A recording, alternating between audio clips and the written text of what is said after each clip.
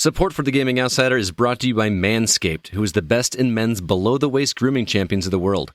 Manscaped offers precision-engineered tools for your family jewels. Manscaped just launched their 4th-generation trimmer, the Lawnmower 4.0. You heard that right, the 4.0. Join over 2 million men worldwide who trust Manscaped with this exclusive offer for you. 20% off and free worldwide shipping with the code THEGOCAST at manscaped.com. What's up, friends? On episode 375, Zack, CB, and I answer video game-related questions from the community. In news, Take-Two has imposed a pretty scummy trademark claim, and Activision Blizzard will be absent from a good portion of the Game Awards. All three of us also played Chorus, a budget title space shooter, and Kevin, Jacob, and Joel stopped by to talk about their experiences playing Phoenix Point, Dying Light Platinum Edition, Skeletal Avenger, and Unsouled. This is The Gaming Outsider. Greetings, programs, and welcome to episode 375 of The Gaming Outsider, a video game podcast with a focus on our incredible community. It's Monday, December 6th. I'm your host, Scott Clark, and joining me are my friends, Zach Parkerson. What's up, man? Unfortunately, Scott Clark, nobody can tell you what the Matrix is. You have to be shown. You're pretty excited for that movie, aren't you? New trailer. Yeah. On the day that we're recording this, the new Matrix trailer dropped, and yes, I've watched it like 8 times today. I still haven't watched it. I watched like half of it because I haven't had time to sit down and watch it. I guess I should have put TikTok away for a couple of minutes and watched that instead. Yeah. So you did have time. I did. I didn't make time, is what I forgot about it when I was watching TikTok, so I should go back. Which is impossible because one of them has Neo. Anyway, whatever. I did see that they like integrated like some of the shots from the original film into it, which was kind of cool. Yeah, it seems like this is a cycle. Yeah. Exciting stuff. Also joining us, Mr. Chris Behrensmeyer. What's up, man? Not much. Just taking all the red pills. Needless to say, we are all excited for The Matrix. Speaking of, I have an appointment tomorrow to donate blood. This is random, but I'm donating blood, and part of the enticement that they had to get me to go to this appointment was that I was entered into a drawing to win a private screening of the new Matrix movie with up to 20 of my friends. So on opening day, I presume? I would assume so, yeah. I don't know. So I'm not getting my hopes up, but I thought it was just kind of funny, so. Anyway, how's your week been, guys? Good week? Yes, no? Long. Yeah, it's been fine. You know, so I'm at the tail end of this bronchitis spell, so... Still recovering, huh? I guess I'm getting better, but yeah, man, it takes a while, as it turns out. Yeah, I've been there. I am counting down the days to Christmas break, for sure. I'm very excited to sit down and play some games for 2 weeks straight. Well, it feels like every time you have vacation, you don't play any games at all. Because something always happens, man. Every time I I think I just need to actually plan out and schedule gaming time and that sounds miserable. And well, even not only that, I have to say no to stuff when people want to do stuff. You do, Scott Clark. You have to learn the power of the word no. I know. I really need to because I miss the time just sitting in my basement and playing games. But if only I had a buddy to sit and play games with in the basement to make sure that I said no to everything. That'd be amazing. Yeah, then you could marathon 50 Cent Blood on the Sand with that friend. That would be fun. Maybe we should make that happen. What do you say? It's a fun theory. It's a fun theory. I'm trying to get Zach up here to do some gaming with me, but we'll to be determined. We'll keep you all posted. Cattle prods work wonders. Wow. Well, Zach, what you been catching up on this week? Well, I'm still whittling a little bit away at Kenna and Mafia, which I've been at for the past couple of weeks. But Halo Infinite keeps getting in the way, guys. Yeah. I cannot stop playing it. I'm starting to get pretty darn good at it, which makes me feel good. I feel like I'm a kid again, being good at Halo. Right. And it's just, I don't know. I like what they're putting out there, man. I'm starting to learn the maps very well. I'm starting to pay attention to my radar again. It's fun. I'm getting jazzed for the campaign to come our way. The reviews are shockingly high. Right, considering the low reviews that Halo 4 and 5 had in regards to their campaigns. This is exciting because I was definitely worried 343 would drop the ball yet again. Mm-hmm. But it sounds like they have not, which is good. And despite all the marketing revolving around this open world, it allegedly is only 12 hours long. Oh, I like that. It's perfect. Yeah, that sounds like perfect. I will definitely run through that game. That's what I will be doing this weekend. And I don't know. The word I keep seeing in a lot of reviews is humanity, which is not something I would associate. I would not associate quiet human moments with the Master Chief and the Halo rings, but Yeah. I guess they brought some of that here. I think I'm going to have to go back and watch a YouTube video, like a Halo retrospective, to get caught up on the story. Because I only played like every other one anyway. And that's not fun to do when you're got a continuing story going on between those. I mean, I think you just kind of have to know that Cortana's bad now. Allegedly. Yeah. Just like what Locke was bad. Right. In Halo 5. Well, that was lame. Yeah. I was so excited for that, actually. But, yeah, I'm very stoked for that. What is it, Wednesday is when it drops? Is it Wednesday? Yeah, which is a weird day, right? Yeah. Games hardly ever release on Wednesday, but what you going to do? And hey, if you have that Game Pass, man, it's not going to cost you a cent. I know, that's what's great. Can you pre-download it?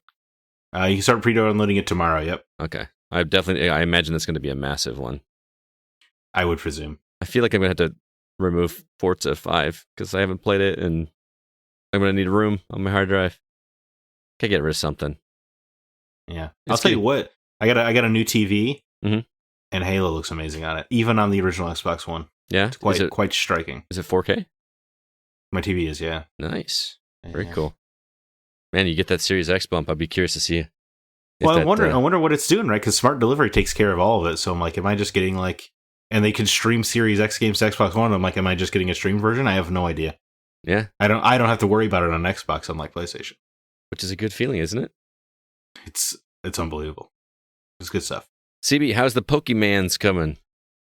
Still catching. Surprisingly, it's starting to grind on me. Whoa.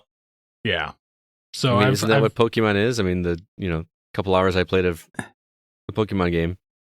This has been the first one that's really started to kind of like grind on me because it feels like there's too many side distractions. Like with the Grand Underground. So I'm kind of like, it's definitely not my favorite. Okay. But you like the last one though, right? The Eevee one? Well, I like Let's Go Eevee and Sword and Shield. Mm-hmm. This is the DS remakes, right? Remakes of the DS games? Yes. Okay. So boy, they're running out. Yeah. Well, I mean, Arceus is coming. Yeah. No, I guess once they get done remaking all of them, then they can just start all over again and remake Red yet again. Because it's not like people won't buy them. Exactly. I mean, there's still a few left. I mean, you have Gold, Silver, Crystal. They already did those. But not on the Switch. Well, no. That's what I'm saying. That's why I'm saying once they cycle through, they can go back through and cycle again. Because like, well, I don't have Red on Switch. I may as well get a Switch version of it. Well, I mean, true. But anyway, I mean, there's still so many more, like Arceus Black looks good. And Black and Black 2. You guys enjoy it. I won't. What? So, if they remake Red, I will play that. But see, there you go. Just go recycle it, and you're gonna play. You're gonna buy it. So. Absolutely, I would. Just like I'll play those Last of Us remakes and BioShock remakes. I'm sure. Yeah. But no, other than that, I've been playing a fair amount of Toki. So. the arcade cabinet. Yep. I played that for about 5 minutes when I was over at CB's house the other night, and that's not a good game. Does it have any relation to the Toki Literature Club? No, it doesn't. Boy, I thought my jokes were bad. Toki Literature Joker Club. over here. Anyway, for me, I started and finished Mummy Demastered on Xbox this week because it was on sale on Xbox for $10. I talked about it last week. I was shocked at how good this game was. It's not a AAA title. It's very much an indie title. But I don't know. Whenever you see a game based on a movie, it feels like a cash in. This was a solid little Metroidvania that only took me 4.5 hours to beat. I believe it was a gear-gated game, but yes. Gear-gated 2D adventure, yes. I love that you add the 2D adventure every time. I just say gear-gated game. Gear-gated. It doesn't roll off the tongue. If I say adventure in the middle... It's alliterative. I was about to say, gear-gated game sounds better to me than gear-gated 2D game or 2D adventure. I don't know. Anyway. You're adding more syllables for the sake of it. The important thing is that it's gear-gated. That's there you go. You are being the iPhone to his oh my god Android vibe. Here we go. We had a big debate before the podcast on iPhones versus Androids. I'll let you guys decide who's. Anyway, how's Tom Cruise? How's Sofia Boutella? How are they doing? There was no Tom Cruise in this game. I don't know if everything is very pixelated. It looks like a Super Nintendo game, but the controls are much tighter. Do you fight the mummy? Yeah. Yes. I don't know. It's not the mummy from I haven't seen the movie. This movie. I saw the original. Is it a girl? Is it a girl mummy? It is a female. Yes. Yeah, it's Sofia Boutella. Okay. She's the mummy now. Okay. I haven't seen the movie, so I can't compare. But I found out when I beat the game, there is an achievement for beating the game without dying, and which I did. This is not a very difficult game. It's pretty. The bosses are pretty straightforward. The patterns are pretty easy, but they still feel satisfying somehow. I don't know how they made that happen. What magic they pulled to do that, but yeah, you're basically an elite soldier that's sent to stop. I cannot remember the name of the mummy's name that is played by the actress you mentioned. Oh, I don't remember her name. I thought. Do you work for Prodigium? Yes. Yeah. So you've seen the movie. I have. Well, I have, and I really wanted to believe in that universe, so I really went in there ready to take notes. And then by the time the movie ended, I was like, "We're never going to get another one of these." Yeah. Which is a shame, because I really wanted the Dark Monster universe. A shared monster movie universe just makes so much sense. They're trying to do too much in one movie. Mm. They were trying to be Marvel Phase 1 in one movie. Yeah. Oh, really? Yeah, it was pretty bad. Steph said she liked it. I didn't see it. I don't know if I should bother, but anyway, I just kind of like the idea of a nice compact little gear-gated game. It's they don't have to be 15, 20 hours or anything like that. It just How long was this? 4.5. That's amazing. Yeah. And I could have easily gone back and cleaned up, the collectibles. There weren't a ton of them. I think there was 60 medallions, I think that you can collect. And the cool thing is that some of the upgrades that you get are not required in order to progress. Some of them are just straight up like, this is going to make your life easier, instead of you have to have this upgrade to move forward, which I thought was kind of cool. There's a lot of different weapons that you can pick up. I hardly ever use them. I always just save them for bosses and use the standard weapon. But I don't know. It just felt good. It just felt like the way it should. You go back and play Super Metroid now, and I love that game, but a lot of that game's goodness for me is based on the muscle memory. If you were to play that as your first gear-gated game, you'd be like, man, this feels a little clunky. You know what I mean? It just doesn't. It's not smooth. Samus doesn't move smooth in that game. This character moves pretty smooth. Not as good as in Metroid Dread, which you also need to play. Oh man, that game is really good. But I think it's funny that you didn't die, because I think one of the features of the game is when your character dies, you play as a different character, and you can go and you can find your character who's now possessed by the mummy. Yes, because I looked at the achievements and saw that there was an achievement to die.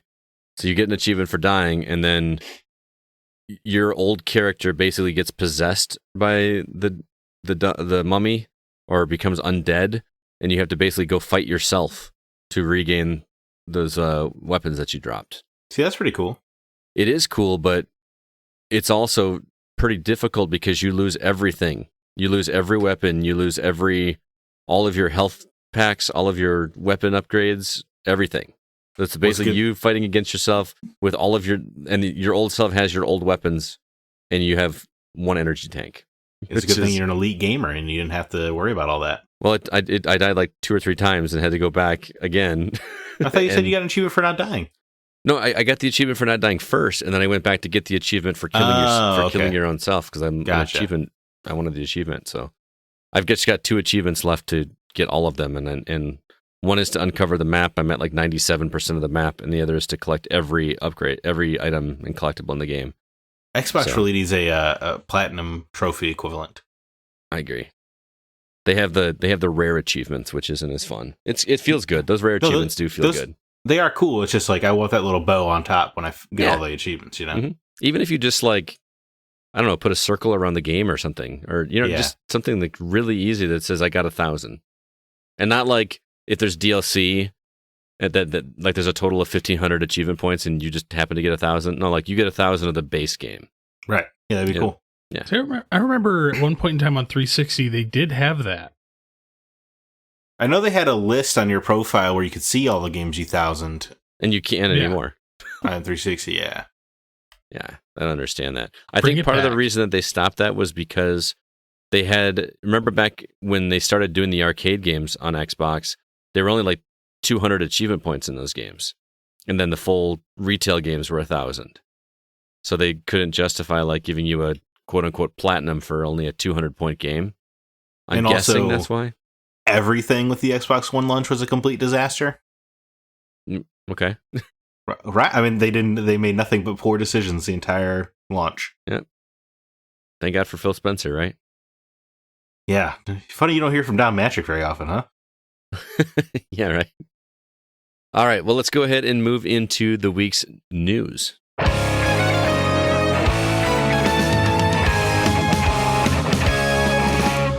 One interesting trailer I wanted to mention, a game called Fight Night, which is available on Steam right now. That is Fight Night, not the boxing game, but night as in, Knights of the Round Table. Pretty interesting trailer. We are getting a new game to Nintendo Online for Nintendo 64. Paper Mario is coming. We've got some interesting news with Take-Two this week. They filed a trademark claim against the game It Takes Two. I'm sure we're going to talk about that. PlayStation is reportedly working on a competitor for Xbox Game Pass. And let's see what else. Activision Blizzard will not be showcased during the Game Awards this year. Zach, which story here would you like to talk about? I guess perhaps surprisingly, I just want to talk about Paper Mario real quick. Okay.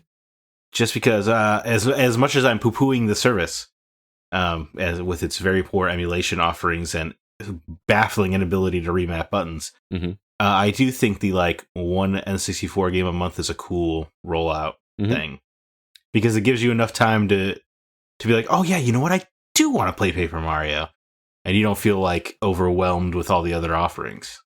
And that's such a great place to play it too. It would be if it ran well. Oh, you haven't? Have you played it yet?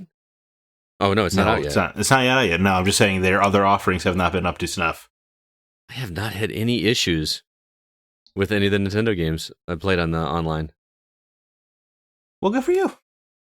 I don't know. Maybe it's that Google Wi-Fi that's jacking with your Switch. Well, I don't know if that affects my Switch itself or the hundreds of thousands of hours of YouTubers out there showing off how terrible they are. But I don't know. I'm just saying, like I'm looking at this and it looks like what I remember it. That's good. So I don't know. I did have some issues with the original Star Fox, but I couldn't tell if that was. We talked about this on our Patreon episode.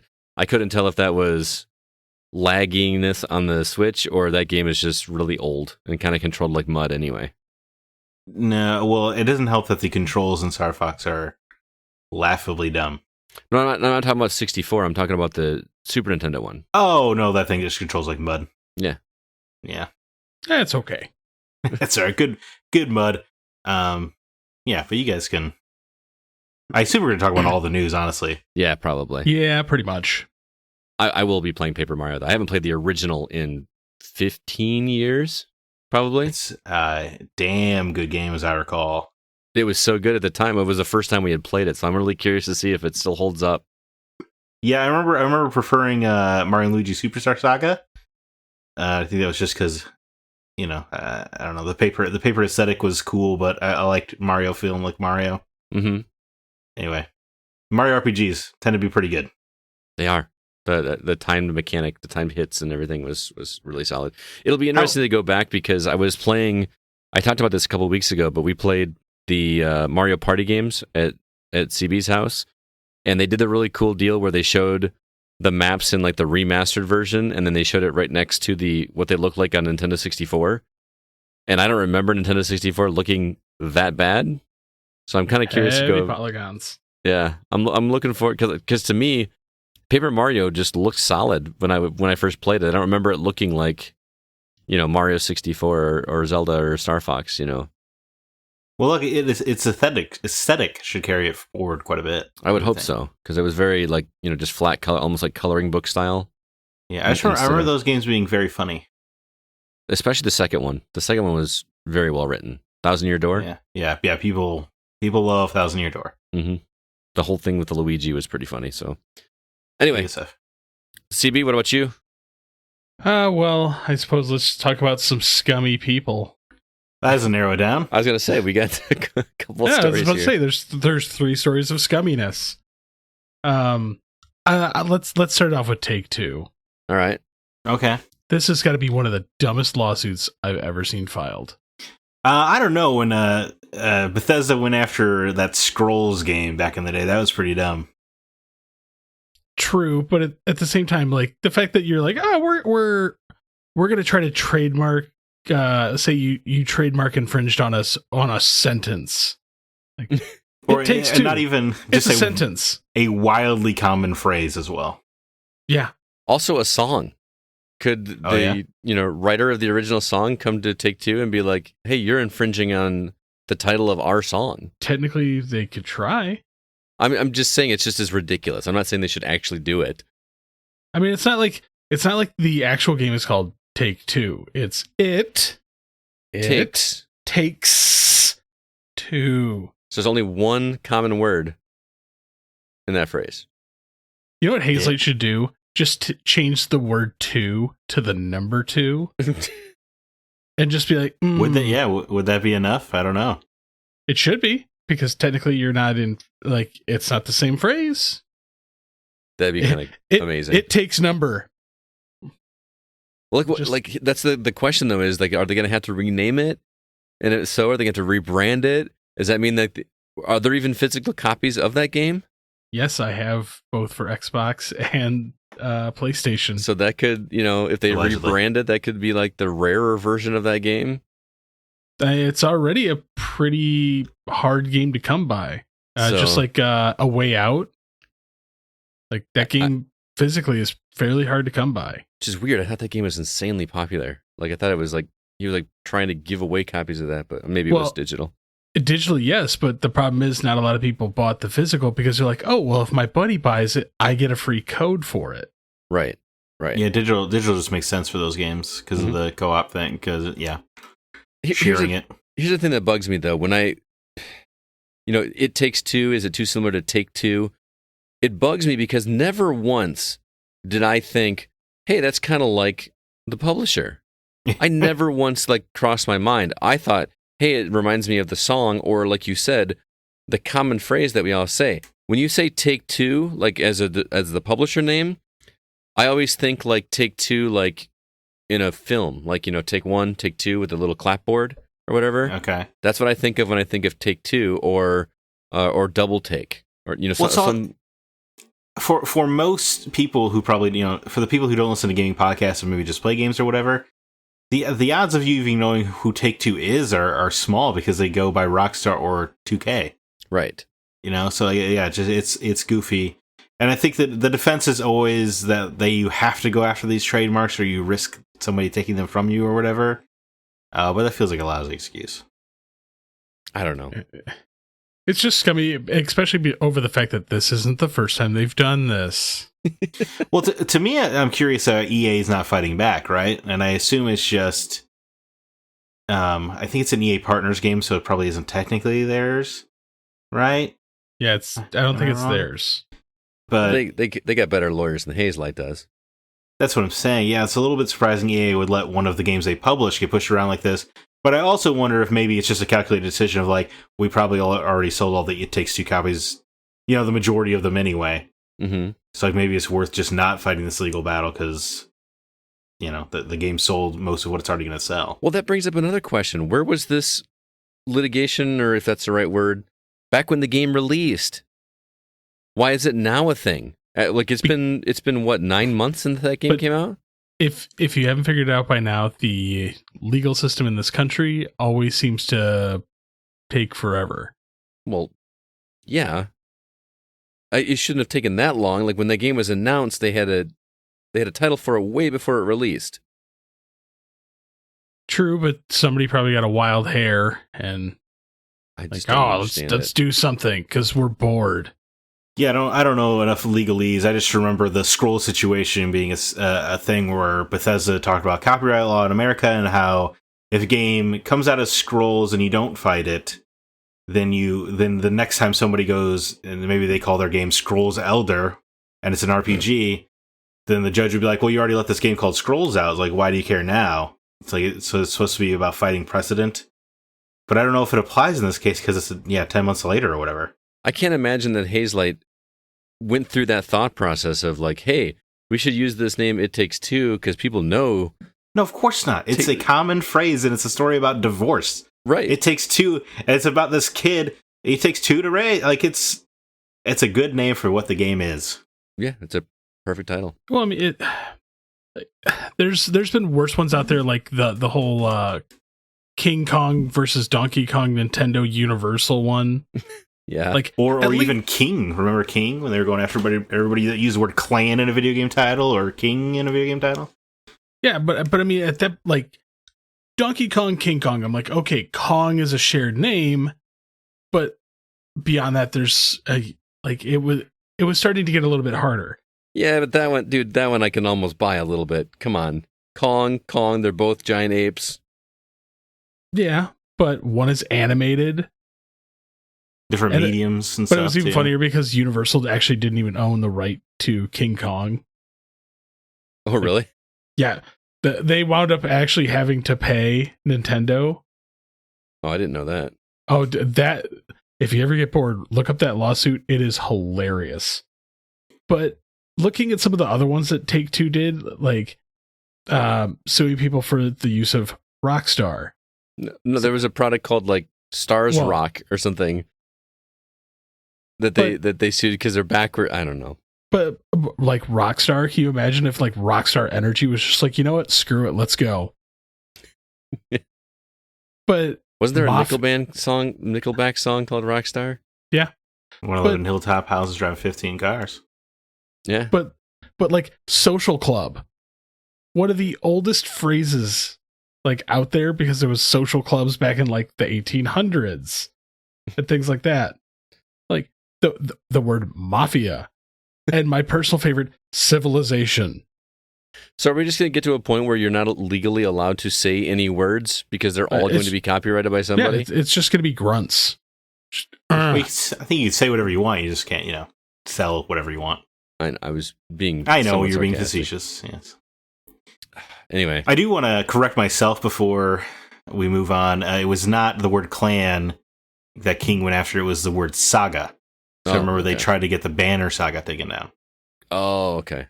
But the Banner Saga actually fought back. Gotcha. CB, you want to go into the other scummy story? PlayStation? I don't know why that's scummy. Yeah, I don't either. I don't know. Three different tiers of paying for things? Feels scummy to me. All right, I guess we're on the topic now. Okay. That seems... We've got two different ways to pay for things in Xbox. Yeah, so PlayStation's rolling out a Game Pass competitor, codenamed Spartacus. Their crux of it will be the fact that they have classic games as well. To what CB is pointing out, this all comes out of a report, by the way, out of Bloomberg by Jason Schreier. So it's not technically confirmed, but he's usually a pretty good track record. Although when this was making the rounds, I called it a non-story because, of course, they're making competitor to Game Pass. They've said so before, and it just really doesn't feel like a whole lot of news here. Anyway, the first tier would just be PlayStation Plus, and the second tier would include a library of games that are to be announced. But then most importantly, the third tier, which is the only one I assume anybody would sign up for, would include extended demos, streaming of games, and it would include PS1, PS2, PS3, and PSP games. And it's set to launch in spring 2022. Before we talk about how scummy it is, CB, if I might, I would just say that if this is what it is, this is not a Game Pass competitor at all. No, it's not. In fact, it's a little bit of a joke. For one thing, you can't just use your discs, right? You wouldn't be able to just pop in a PS2 disc because you can't read PS2 discs with the PS5. Mm-hmm. So that's already not competing. And this report also cleared up it would not include day one first party titles. So therefore, when Game Pass does start rolling out a major exclusive every quarter, and PlayStation, even if you're signed up for their highest year subscription service, still wants you to pay $70 per. All of that's going to do is make the Game Pass look even sweeter by comparison. That's a good point. So it's funny because you both said this doesn't seem scummy, and I'm like, I don't know. Seems kind of that way to me. We want you to pay more money for things that technically you could have already owned. The only scummy part is making the second tier so unappealing that you either just go with the first or the third. But that's a pretty standard marketing move. I was going to say, that's just solid marketing strategy. I don't know if it's solid. If it works, it's solid. I really wish both like Xbox and Nintendo and Sony all were like both hey, or all three of them. Shut up, man! I'm tired. Leave me alone. It's been a long week. That's funny. So I wish all of them, like, you had some way of being able to, like, look, prove I physically own this game. Can I please have it ported into my digital library? How are you going to do that? You're going to, like, scan the barcode, then all someone has to do is download the barcode. Actually, guys, I don't know if you remember, PlayStation UK did do this, where you could send them proof of your PSP games, and they would give you a digital version for your Vita.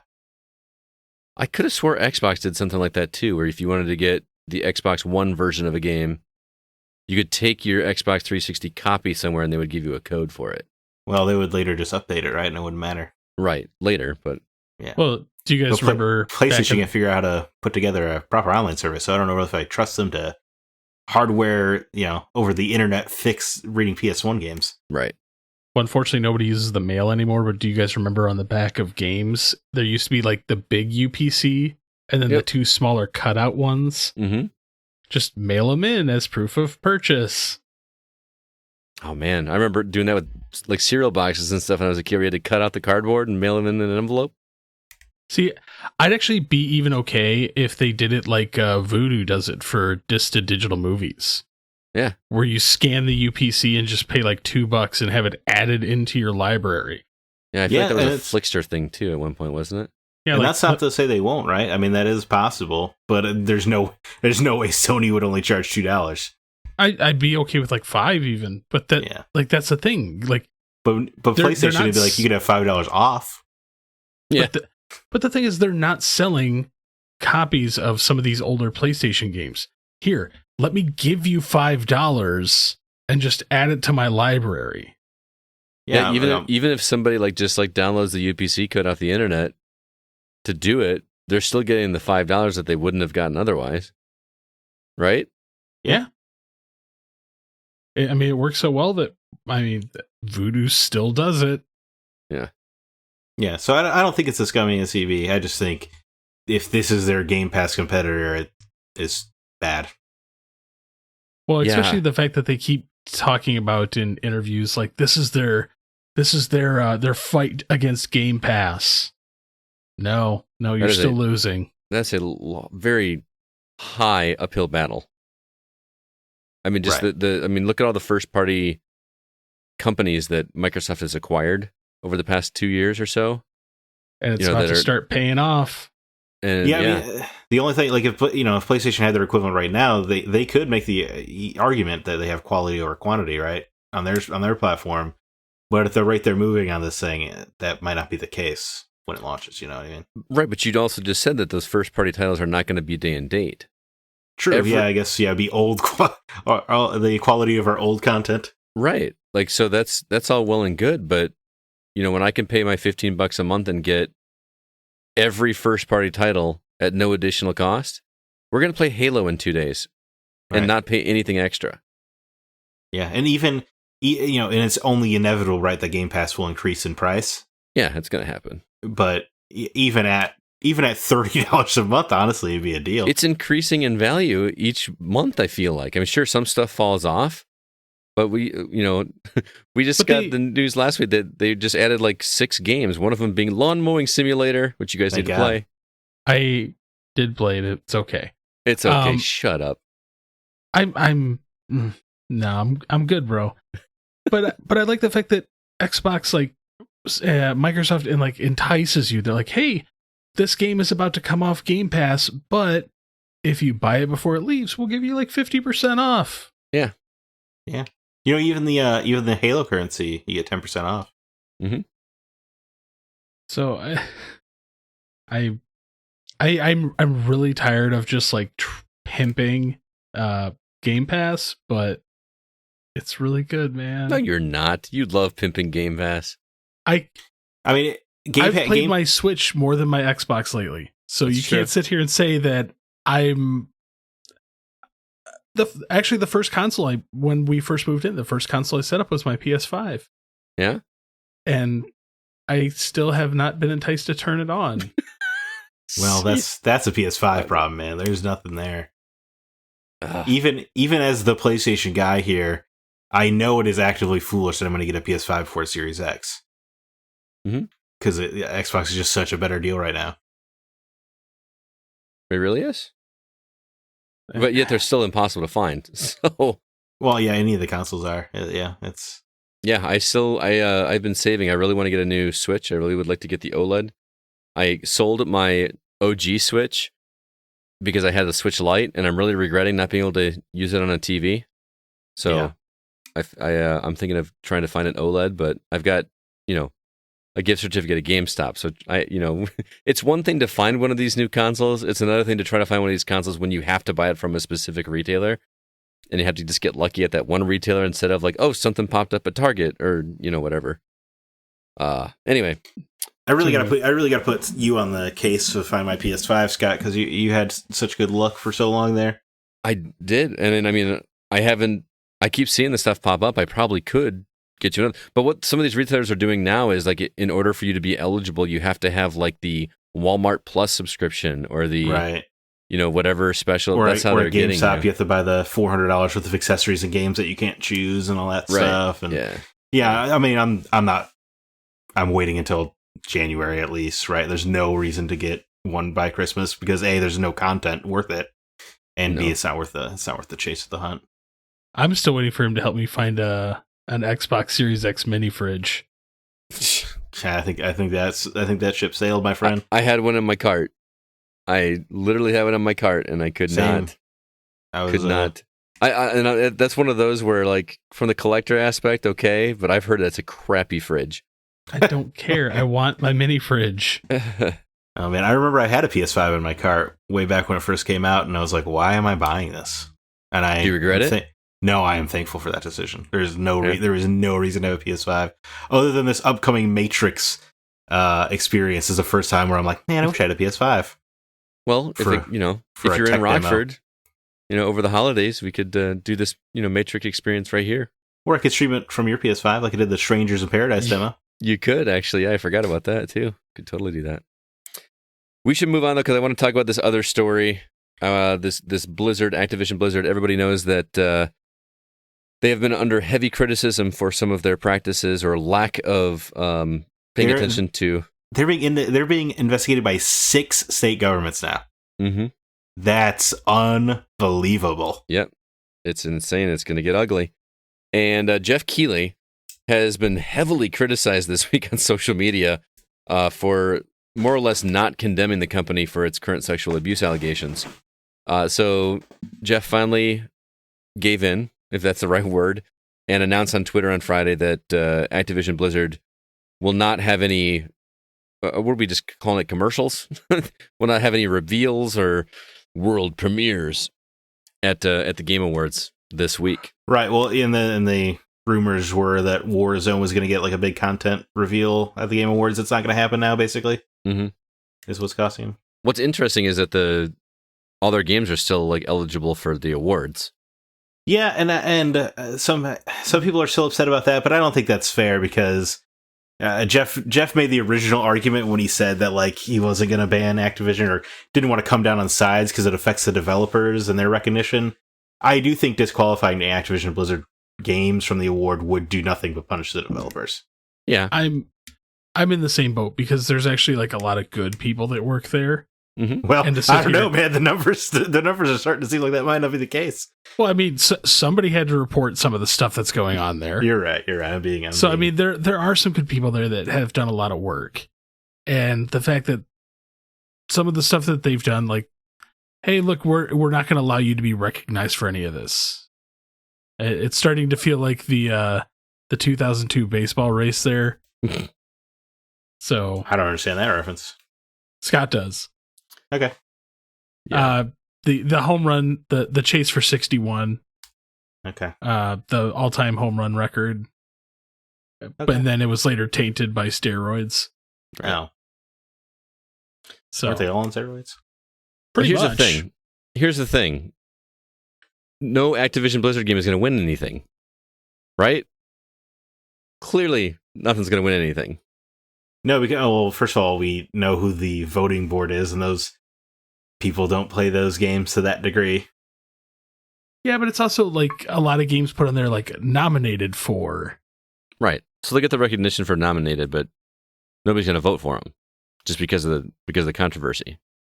Well, I mean, come on. Even that, or it's just, I mean, the game criticism circles aren't big on Call of Duty anyway. That's true. Or anything from, I mean, Well, I guess Diablo. That's all Activision makes now.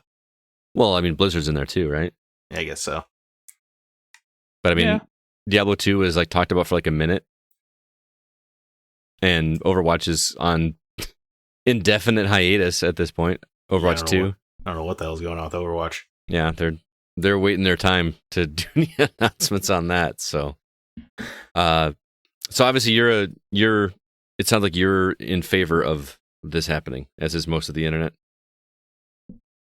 Yeah, of course. I mean, I was quite disappointed in Jeff Keighley. I was vehemently disappointed in Jeff Keighley because I feel like we're in a very small group of people that believe in Jeff Keighley. Mm-hmm. Most people make fun of him and stuff, which makes sense because Game Awards is basically just a marketing event at this point. Mm-hmm. But Jeff Keighley seems like a guy who does care and he really does believe in the medium and stuff. Mm-hmm. But the fact that he was unwilling to condemn or criticize Activision Blizzard in that interview, but was willing to go on air and criticize Konami because his buddy Hideo Kojima couldn't come to the award or whatever, really seemed like he placed Hideo Kojima's travel plans above the sexual abuse of people industry-wide. But it seems that way. I understand what you mean by that, and from a moral standpoint, I agree with you, but you also have to remember that isn't like the guy that's like the president of the board or something is from Activision Blizzard. So that puts him in a super awkward position. But it doesn't have to, right? You could just be like, yeah, I mean, you could at least say something. I don't know, man. Obviously not that awkward. He changed his mind once the internet got a hold of it. Yeah, I mean, at that point, he had to. Yeah, but has Jeff... So you guys are a lot more familiar with Jeff Keighley's stuff than I am. Has he ever been really super political on a lot of things? No, I think that's one of the reasons that people like him, is that he... So, like, the fact that he's getting bashed for not being political, which is something that he's kind of known for. Right, but again, when 6 governments are investigating, it's not political anymore. It's Bobby Kotick is refusing to leave is what's happening now. Mm-hmm. True, but for the most part, we don't like to bash on games here. Sure, and we also don't bring politics into it, but this doesn't really feel political to me. It seems like this doesn't feel political. This feels like right versus wrong. Like, I don't think anybody is arguing that these things should not be investigated, and nobody's arguing that Bobby Kotick should keep his position. But in the world of media, everything is political. But it's not right. We can't fall into that trap. Come on, guys. We're better than that. I agree, but I mean, the fact that the dude just wants to talk about games. No, I get that, and I've had some listeners reach out and say that they actually appreciate that we don't get into politics and we don't bash either sides. But to me, this is worth talking about, in my opinion, because the stuff that's been going on. I don't know how deep you guys have got into this, but some of the stuff that has been reportedly going on there, allegedly, I will say, just to CYA, it's gross, man. Like, real bad. Like, well, and then they keep messing up, right? Because they promoted those. Was it the two people to the head of Blizzard or whatever? Mm-hmm. But they gave the man a higher salary, so the woman quit. Mm-hmm. It's just like, it's ingrained so deeply that even with the magnifying glass is on you, you guys still didn't think this through. Right. It's like whenever you go, I don't know how many different companies you guys have worked for, but whenever you go to like the opening orientation, there's always like these huge, learning training modules about sexual harassment and all this and why you should report it and all that. I have to do it every year. Right. I do too. And it's become like such standard operating procedure for so many businesses that when a company does, it's like, how does that still happen in today's day and age? That's just allowed. Like I've seen minor things happen in companies that I'm not going to say they're nothing, but they're like by comparison, they pale in comparison to the stuff that I'm reading about at Activision Blizzard. There's a lot of things that we're told as people every day that they're wrong, but Mhm. people still do it. No, I know. Obviously. That's So a once a year seminar like this is bad, don't do this. Yeah, it still happens. I believe me, I think it's absolutely and utterly wrong and disgusting. Mhm. But that's the problem is as humans, what I think and what you think and what Zach thinks and what everybody else out there thinks necessarily doesn't always align. Are you suggesting that people are in support of Bobby Kotick? No. I'm just saying that because you were asking like how does this stuff keep happening? Oh, okay. And I'm saying like from one person to another person, like our ideals, standards, and morals don't always align. Unfortunately, Oh, absolutely not. No. I agree. I mean, that's what makes us interesting as humans. But sometimes it just strays so far outside the box. Suck as a species. Yeah, so it just goes too far sometimes. But all right, is there anything else you guys wanted to touch on, or did I hit everything? I think I did hit everything. Yeah. Let's Halo go ahead Infinite. What's that? Halo Infinite this Wednesday. Halo. Well, yeah. Yeah, we talked We're about coming that. up. I know, but I'm just reminding the peoples. Okay, all right. Well, let's remind everybody once again that we would like some help from you guys. We are an independently funded podcast, which means we pay for everything out of our pocket.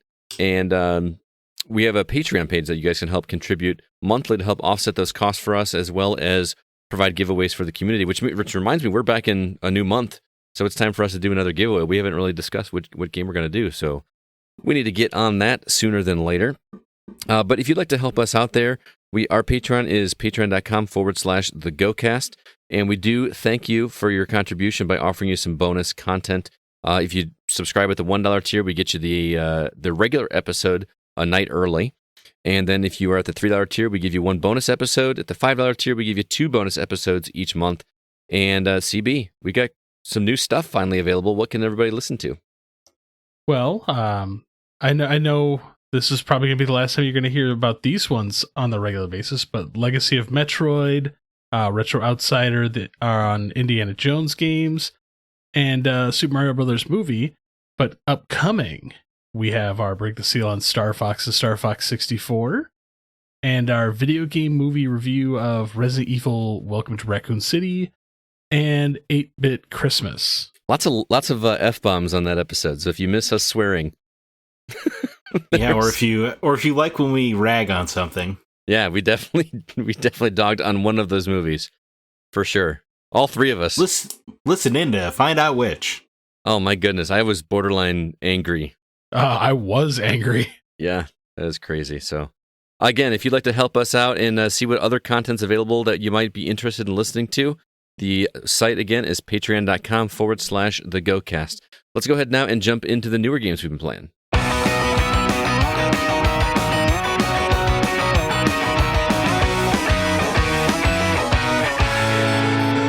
All right, Zach, I'm looking on this list. I see at least one game that I know you're itching to play again on a different platform. Oh, yeah. Is that right? Yeah. Sounds sarcastic. Right off the bat, huge content jump for Final Fantasy XIV with Endwalker, coming to PS5, PS4, and PC December 7th. Gang Beasts, the ever-popular party game, comes to Switch December 7th. Isn't that the one that Nate was talking about? CB? Gang Beasts? Could be. I know my son and I both love playing Gang Beasts, so... Okay. There's one that Nate keeps sending us gameplay of that he's like, we got to play this when it comes out, and I thought that was it. Maybe I'm thinking of a different game.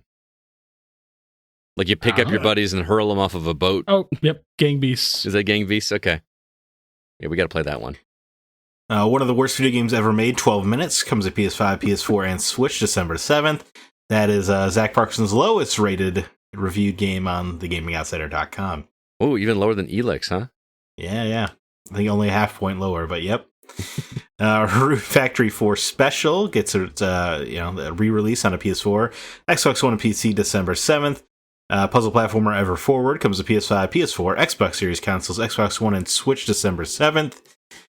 Somehow they keep cranking these out. Yu-Gi-Oh! Rush Duel, Dawn of the Battle Royale. 2 exclamation points at the end of that. That's a bold statement there. It is. I mean, Yu-Gi-Oh! Has an exclamation point at the end of its title, but then to double up at the end, they really believe in the Battle Royale. Battle Royale. It's going to be anime with guns. Dude, I'm a Battle Royale card battler? Sure.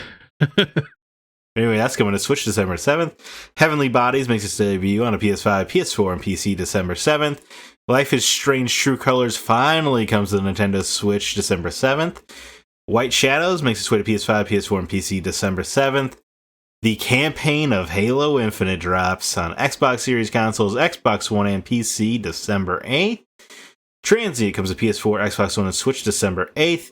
One of the best Sam & Max games, Beyond Time and Space Remastered, comes to Xbox One, Switch, and PC December 8th.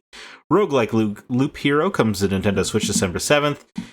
If you want a party game themed after Monopoly, but don't actually want to play Monopoly, have I got the game for you, Monopoly Madness on PS4, Xbox One, Switch, and PC December 9th. I have no idea who that is for. Monster Rancher 1 and 2 DX, which is a little PS1 comeback. Those games come to Switch, PC, and iOS December 9th. Creepy Witchwood comes to PS5, PS4, Xbox Series consoles, Xbox One, Switch, and PC December 9th. And then very Wario Woods-esque game Shovel Knight Pocket Dungeon comes to PS4, Xbox One, Switch, and PC December 13th. That game mystifies me because it's called Pocket Dungeon, so I assumed it was a mobile game all this time. Mm-hmm. I think a lot of people did. Kind of looks like one. Yeah, I don't understand why it is not. Monster Rancher was the game where you would use audio tracks to compose monsters, right? Or is that a different game? I did That's a not play different Monster game. Rancher. It's a different game? Okay. Because I was going to wonder how it worked in the modern era. Yeah, if I remember correctly, Monster Rancher is just another Pokemon-style-esque game. It's been a while since I played it because I have 1, 2, and 4. Yeah, I couldn't remember if that was the game or not, but I think it's just Pokemon with like farm sim elements, or like where you put the monsters on a farm. That's all. Yeah. Anyway, what's coming out what are you guys excited about? Halo Infinite, I presume? I assume we're all going to play Halo Infinite. Yeah. I will say, don't overlook Loop Hero. I played that on PC, or I played it on a Mac, actually, but that is a clever take on the roguelike formula. It's almost like a passive look at roguelikes.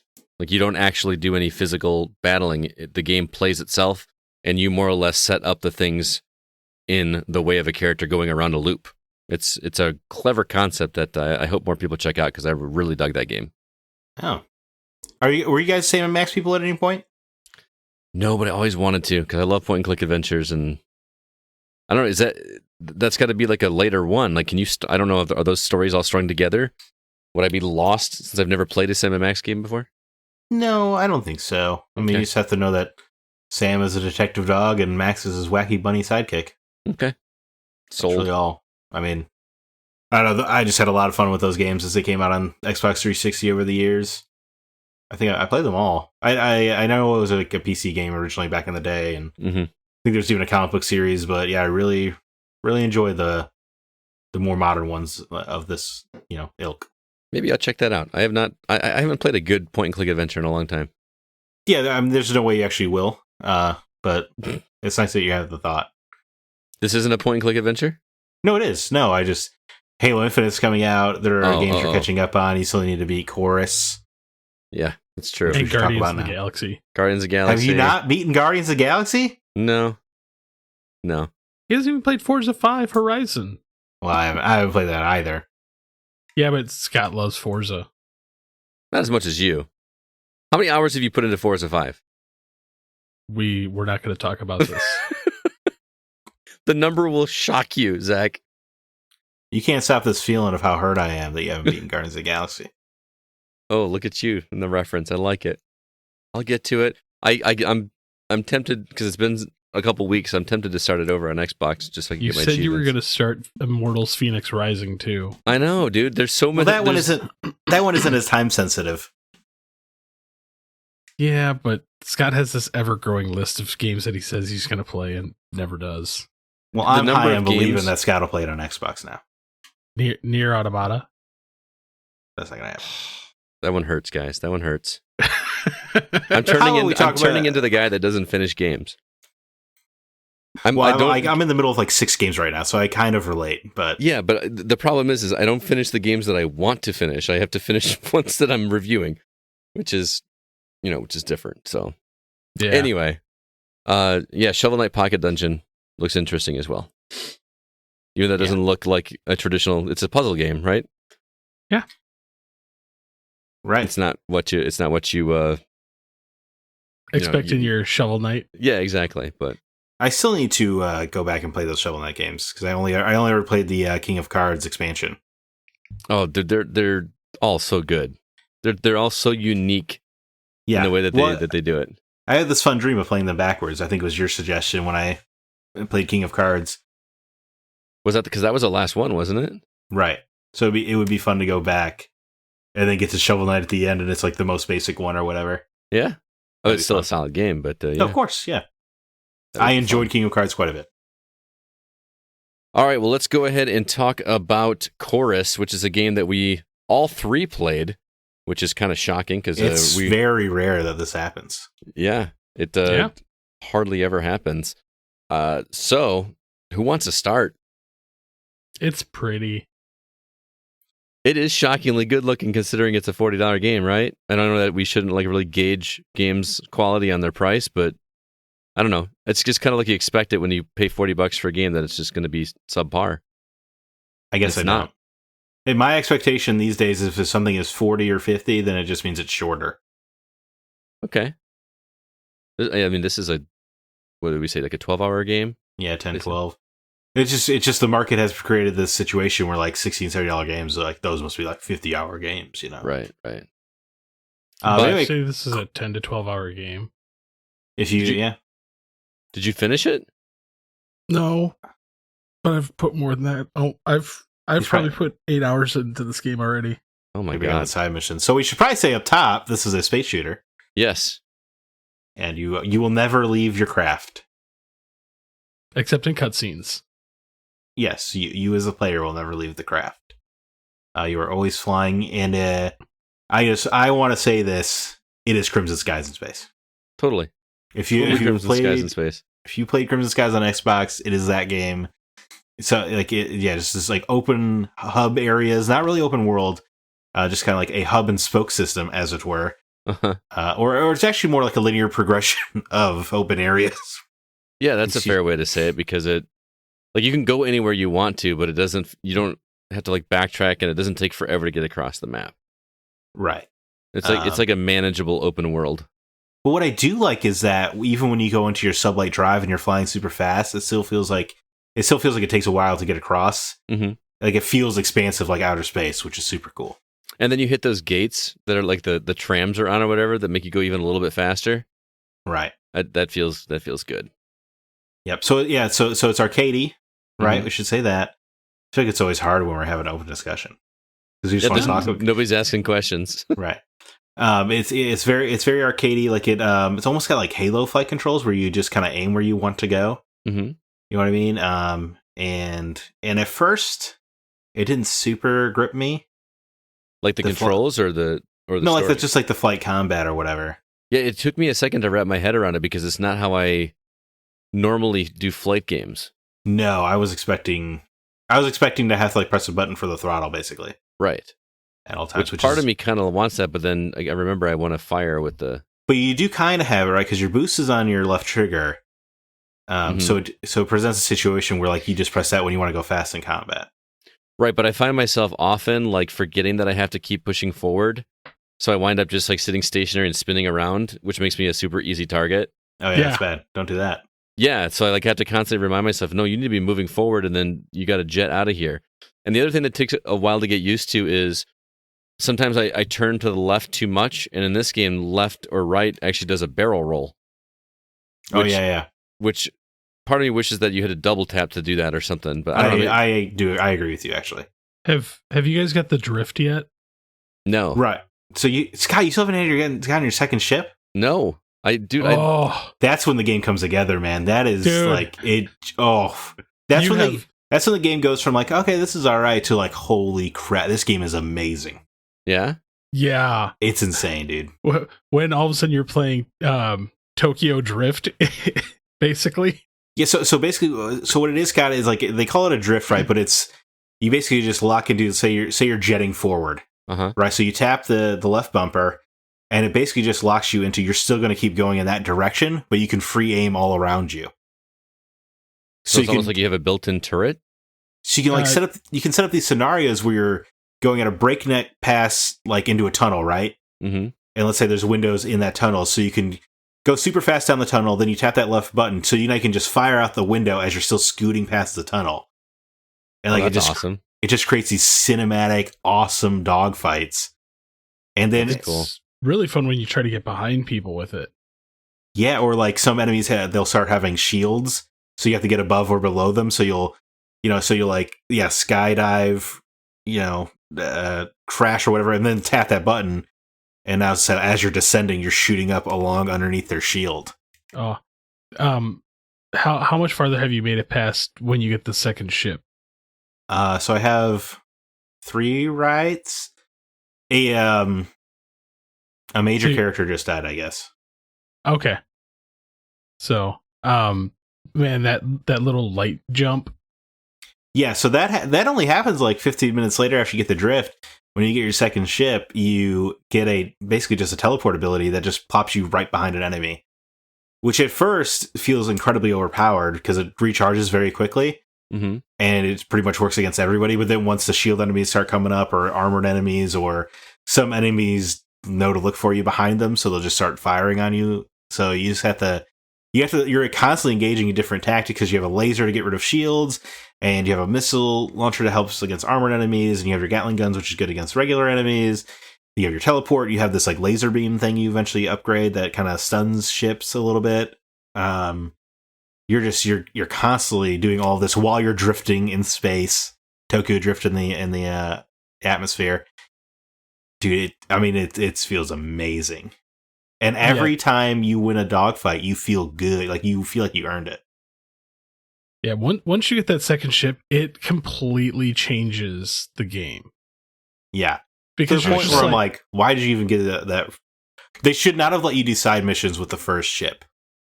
That's because that's my problem why I haven't progressed is I just keep going and doing side missions because that's how I play. Stop immediately. Yeah. They should have streamlined you to the second ship. That's the reason why I like the fact that they kept you with that first ship is because when you do get that second ship, it breaks the game in a way that you're like, I'm so overpowered, but then the enemies scale with it. Yes, yeah. There's such a good progression of there's so much enemy variety.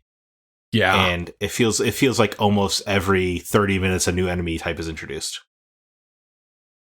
Oh, I can't wait to get more into this game. I really liked what I played so far. And so much of the story revolves around the second ship that I'm upset that we cannot set the stage. That's one thing we didn't talk about is this story is cool. I'm really intrigued by where the story is going. I mean, the setup is that your character was involved in a Nara was involved in like a techno space cult. Techno space cult is a great way to say it. They worship like Lovecraftian gods. Yeah. Like, it's such a bizarre setup that shouldn't work on paper, but it totally does. And she basically defected. She got out because she was forced to do something terrible. She played a role in destroying a planet. Right. And so she decided to get out. So she's more or less, on the run, and she's joined the good guys, as it were, or the Alliance. Not even, right? She's just like hiding out in the furthest fringes of space. Right. And then the cult attacks the settlement basically, and then the settlement decides that they're going to start fighting back. Mm-hmm. Well, mostly the leaders Sav and Ree decide that they're going to start bringing the fight to the cult. So Nara's kind of put in this position where like these people she care about are going to engage in conflict anyway, because her first reaction is like, well, I guess I got to skip town, right? Because she wants nothing to do with conflict anymore. But then now the people she cares about are like, well, we're going to go to war with them, and she's like, crap. And they don't know what you used to be. Yeah. And I'm waiting for that to, come into play at some point. That's going to be a major drama conflict point in the story. If it hasn't for you already, I assume it has. Right. Yeah, I don't want to spoil. I will. Man, I don't know. The relationship between Nara and this character Forza is very, very good. They have some shared history that I don't want to give away, but basically Force's got no reason really to trust Nara anymore. And then like just seeing their relationship slowly repair itself has been surprisingly good, well written. Because I thought this story was going to be kind of, I thought we were in for a bad time because the opening, all that stuff you described about like destroying a planet and stuff is just a cutscene that happens with narration over, basically. Right. And it's just like an 8 to 10 minute opening montage of her life. And I do kind of wish you got to play that prologue, just so you could kind of bond with a little bit, or like see things from the cult's point of view. Because she obviously was in the cult for very long enough to get like eye tattoos and stuff. So I like to know a little bit more about the Nara who believed in those ideals, right? Before we see the flip. But yeah, after you get past that and you play for a while, the characters are solid and the whole plot is interesting. And I don't want to give it away, but once you start seeing how these cosmic gods are entering different places of space, it just looks very cool. There's just a lot of it's a very cool world, and they do the thing we love, Scott, where and I assume CB as well, where they just don't even bother bringing you up to terms with the nouns of the universe. You just kind of have to catch up yourself. Yeah, Brandon Sanderson effect. The Brandon Sanderson world building, absolutely. I like that, man. I'm so excited though for you to get that second ship, especially when you start running through the asteroids with the drift. I can't wait. Trust me, I wanted to play more this weekend. I had prior engagements that kept me away. Every minute I could get on my Xbox, I played. Trust me. Well, and then like because you drift, and if you like boost mid drift, it like your ship like almost goes to like the bottom corner of the screen, like almost like it's going so fast that it can't even stay in its normal position of the screen. It's a cool feeling. Oh, and just like that hard point turning with it. Right, yeah, because because you're locked into the momentum of the direction, right? Once you cancel the drift, your momentum then carries into the direction you're facing now. So, like, yeah, you can just do these cool turns and just really whiplash around corners and stuff. It's so cool. It sounds like they've nailed what we've wanted in space combat for a long time. Yeah, it feels a little bit of like what I thought Squadrons would be. Yeah, it's way more Rogue Leader than it is Star Wars Squadrons. Yeah.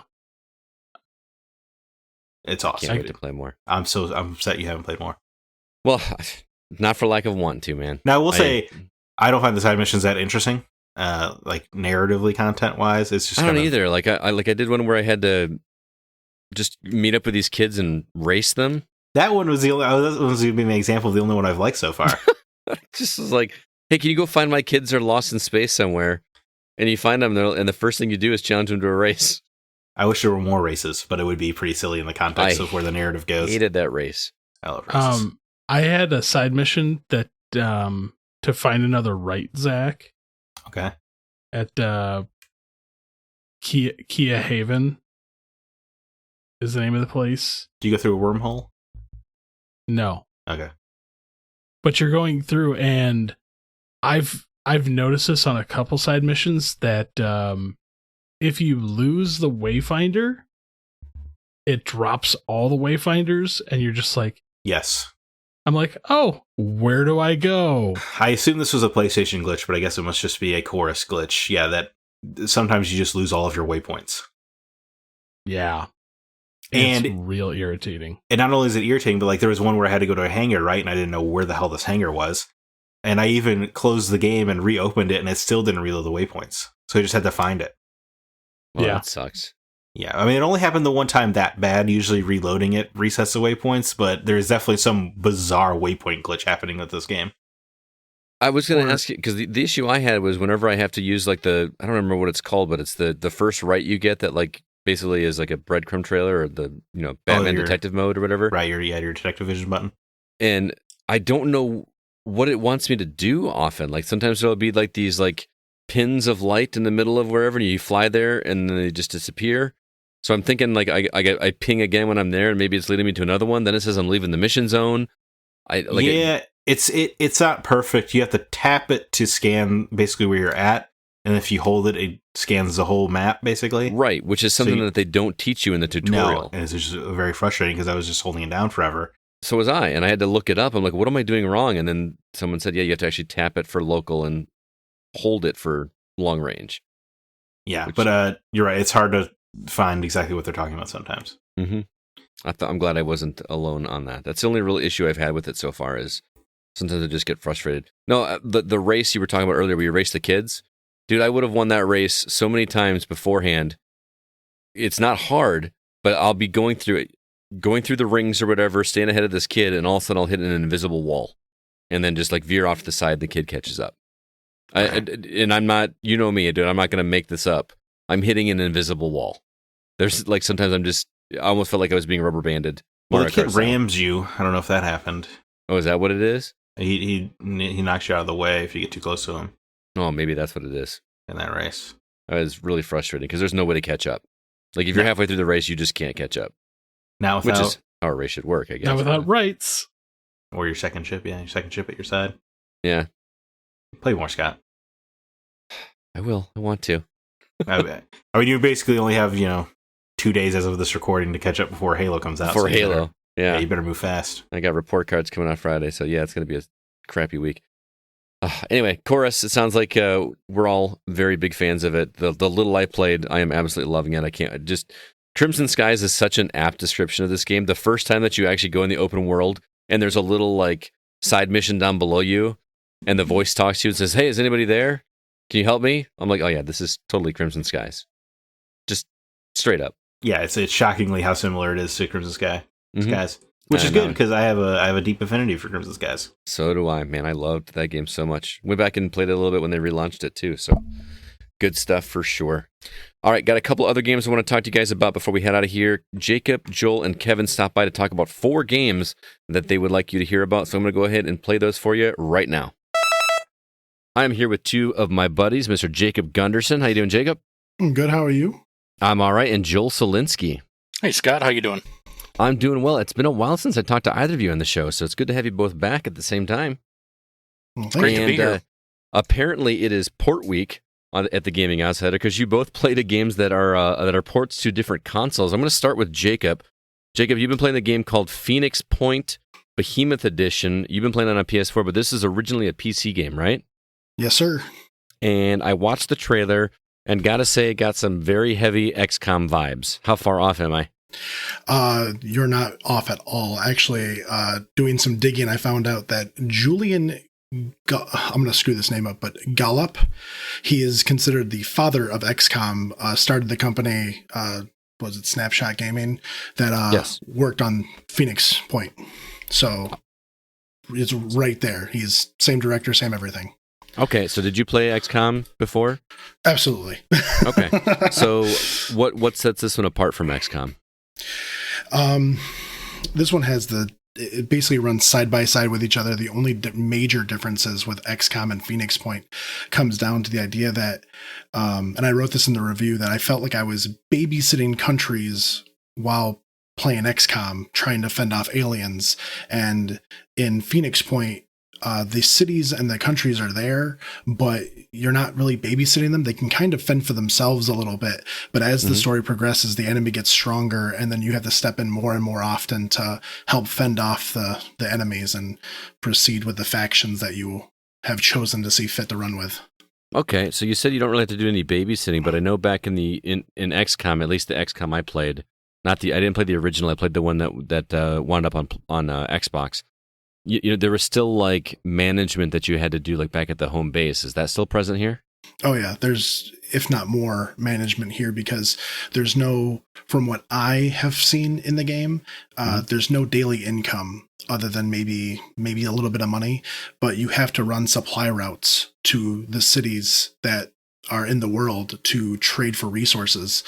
There's science and, I think metal and whatnot, but you trade a little bit of this to get a little bit of that to do something else, and then you have to trade those resources back to get even more troops to continue on fighting.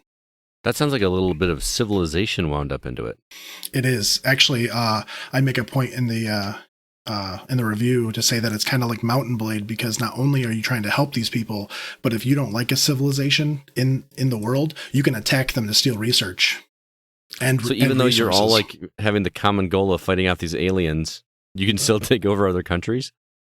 you wouldn't really take them over, but you just pillage. You just take what you need and just leave them. Interesting. Well, as a guy that's only played games like this with a controller, I know that games like this are kind of built around, mouse and keyboard kind of situation. How did this translate with a PS4 controller? Or PS5 did you play it on? I played it on both PS4 and PS5. On the PS4, on both it runs fine. Using the controller doesn't seem to have any, misclicks or any of that kind of stuff.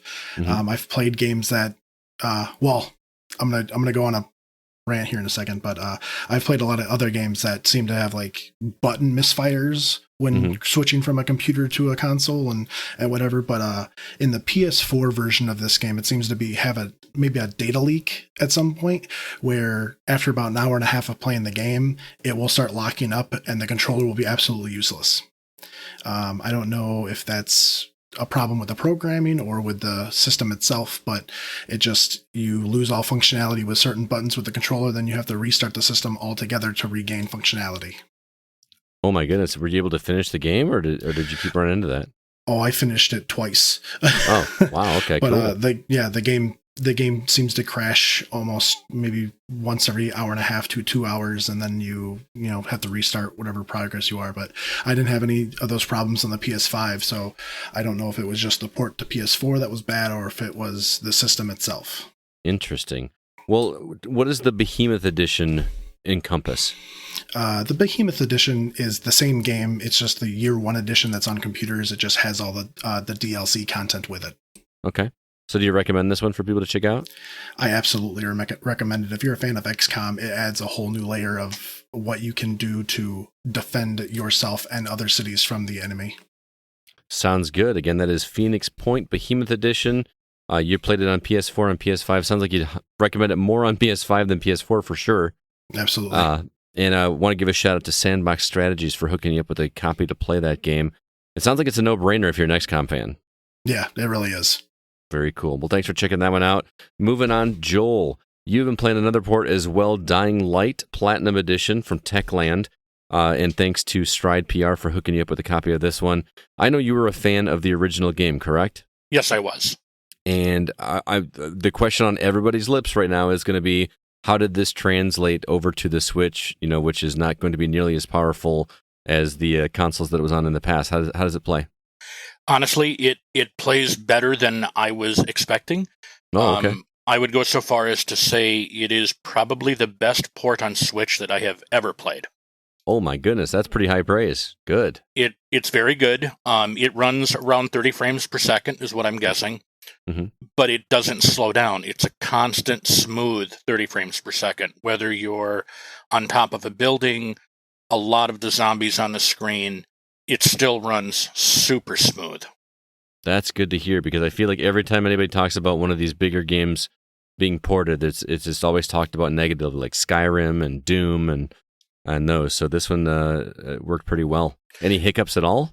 The only thing, as far as a hiccup goes, but this was a problem with the original one, at least for me, the parkour controls are a little janky sometimes. So like you'll miss a jump because the camera angle is off. Mm-hmm. But I can't really fault the Switch version for that because it's the same on Xbox. Gotcha. Okay. And I played the original for a couple hours at release. I thought it looked really pretty. Does it look as good on the Switch as it did on the Xbox, or? Well, you are giving up some of the texture quality. It's not quite as good. I wouldn't go so far as to say it's bad, but if you've played the Xbox or the PlayStation version of it, you will definitely see a difference. Mm-hmm. But you can still see what everything is. It feels still very, the ambiance is excellent. You really feel like you're in the game. To me, it's one of the best survival horror games made. Mm-hmm. Really, really well done. I love the scavenging. I love that guns are few and far between, even in the late game, because you don't want to attract everything, so you try and avoid using them completely. Mm-hmm. But it plays well. It looked good.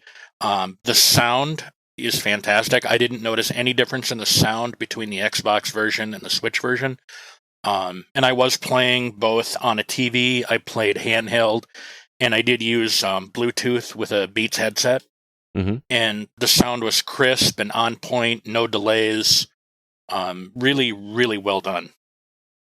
That is good to hear. Dying Light Platinum Edition on Switch. I assume you're stoked for Dying Light 2. Oh, absolutely. I cannot wait. It just looks better and better the more I see that. I saw that at E3 like 3 years ago, and it just shocks me that the game is still not out, but hopefully it'll be worth the wait. But I think this one will whet people's appetite while they wait for the second one. Oh, absolutely. And then this has all the DLC, which there's actually a lot of DLC for this game. There's the following, and then all the other DLC. There's even one that's like a fantasy take on the game. That's cool. Very cool. Well, thank you so much for checking that one out, Joel. It's good talking with you. It's been too long. We got to get online and play some games together here pretty soon. Yeah, let's do that for sure. Yeah, I know Division 2 was like the last real big one, but we were also playing, was it Battle Rock Galactic? Is that what it was called? Deep Rock Galactic. Deep Rock Galactic. I played that with you and CB one night. Yeah, we'll get online and play some more here before the end of the year. Sound good? Sounds great. All right. Well, Jacob and Joel, thank you guys so much for stopping by. We will check in with you guys next time. All right. Thank you for having me. Thanks, Scott. Later. Well, hey there, Kevin. How you doing, man? I am great. Yourself? I'm doing all right. You were here to talk to us about a couple PC games you've been playing. Let's start with Skeletal Avenger. This comes from 10 Tons, and they actually provided us with a code as well. So you apparently like games where skeletons remove their skulls and use them for various abilities, because this is like the second or third game that you've played. But yeah, what is this one? I'm not going to lie. That aspect literally, like that's what piqued my interest to start with. Okay, cool. So tell me about Skeletal Avenger. What is it?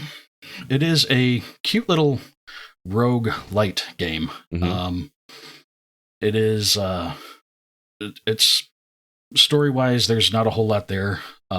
You are basically a skeleton, someone that has been brought into the undead life after life, so to speak, by a wizard, and you are basically going to try to avenge the people that ended your first life. Okay. Just a simple revenge story, more or less. Yeah. Yep. It's it's cute for what it is. It was really great for the first hour, maybe two. Uh-oh. Well, after that, it just like you do everything there is to do in the first hour or two, and the rest is just rinse and repeat. Okay. Very repetitive. And unfortunately, the story was like if they had a beat in between here and there, it probably would have made up for quite a bit, but it just, after a couple hours, I forgot what I was even doing. Okay. It's interesting because it looked like the controls or mechanics were very tight, very precise, lots of dodging and rolling.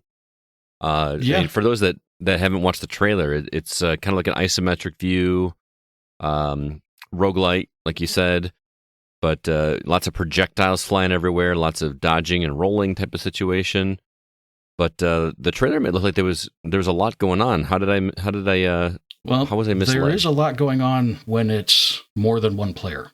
Mm-hmm. The other aspect of this game is it is a multiplayer local co-op game. Oh, okay. So you can have 3 more of your buddies jump in, and then, things start getting crazy, and that is fun. I had the chance to sit down and play with both of my sons, Logan and Skylar, and when we did that, it was an absolute blast. Mm-hmm. Just because, like you said, there is so much going on. The single player, it literally is.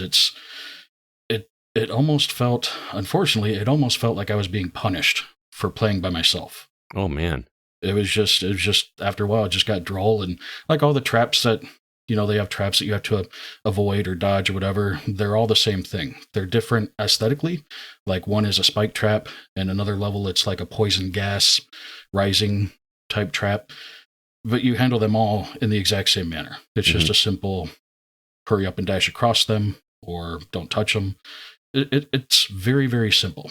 The aspect that sets this part a little bit apart from everything else is that, like you said in the intro here, you're taking off your head and using it. You get different hats as you go through and find loot. It's kind of like a looter roguelike, because different parts have different stats. One might give you +5 to your regular damage. Another might give you +5 to the damage you do with whatever your head is equipped with. But your head becomes a weapon in itself based on these hats that you pick up. And they all do different things. One turns it into like a whirring blade that you throw at your enemies. Another, which is pretty cool, was it turns it into like a bomb that you throw, like a grenade. Oh, that's cool. Yeah, so it had some really cute perks and aspects in that manner. But unfortunately, like I said, just playing single player at least, it turned into quite a bit of a sludge after the first little bit, simply because it's just so repetitive after that first hour or two. Is there any kind of upgrade path that there are in most roguelikes where you complete a run and get something to make the next run easier or more exciting? Yes, you do collect gold coins, and you can spend them in between runs to up your hit points, up your attack, so on and so forth. That one didn't add too much to it, though, or? I mean, it did, but I think it was just because it, like, in most games, especially in this manner, they bring in different, like, as you progress levels, enemies become more various. There's more things to overcome. It just felt like this was, even though you grew yourself with upping your stats, so to speak, on the tree that you could, it just felt like you were just doing the same thing over and over again, and not in a way that other roguelikes that I've played have been entertaining. Yeah, most roguelikes that I've played, the levels are static, and then at least each area is static, and then you upgrade to overcome those enemies. But this one sounds like the enemies are kind of growing with you, or at least growing in number with you while you level up. Is that? Yeah, it would appear to be that way as I played through. And the other part is, like, as you tried to get away from them, everything seemed to have like a catch-up mechanism. Oh, like, you couldn't just walk past them. No matter what you did, you were going to fight them, and however you wanted to go about that. Gotcha. So it sounds like you're not recommending this one? If you have friends to play with, it's one I'd check out. Mm-hmm.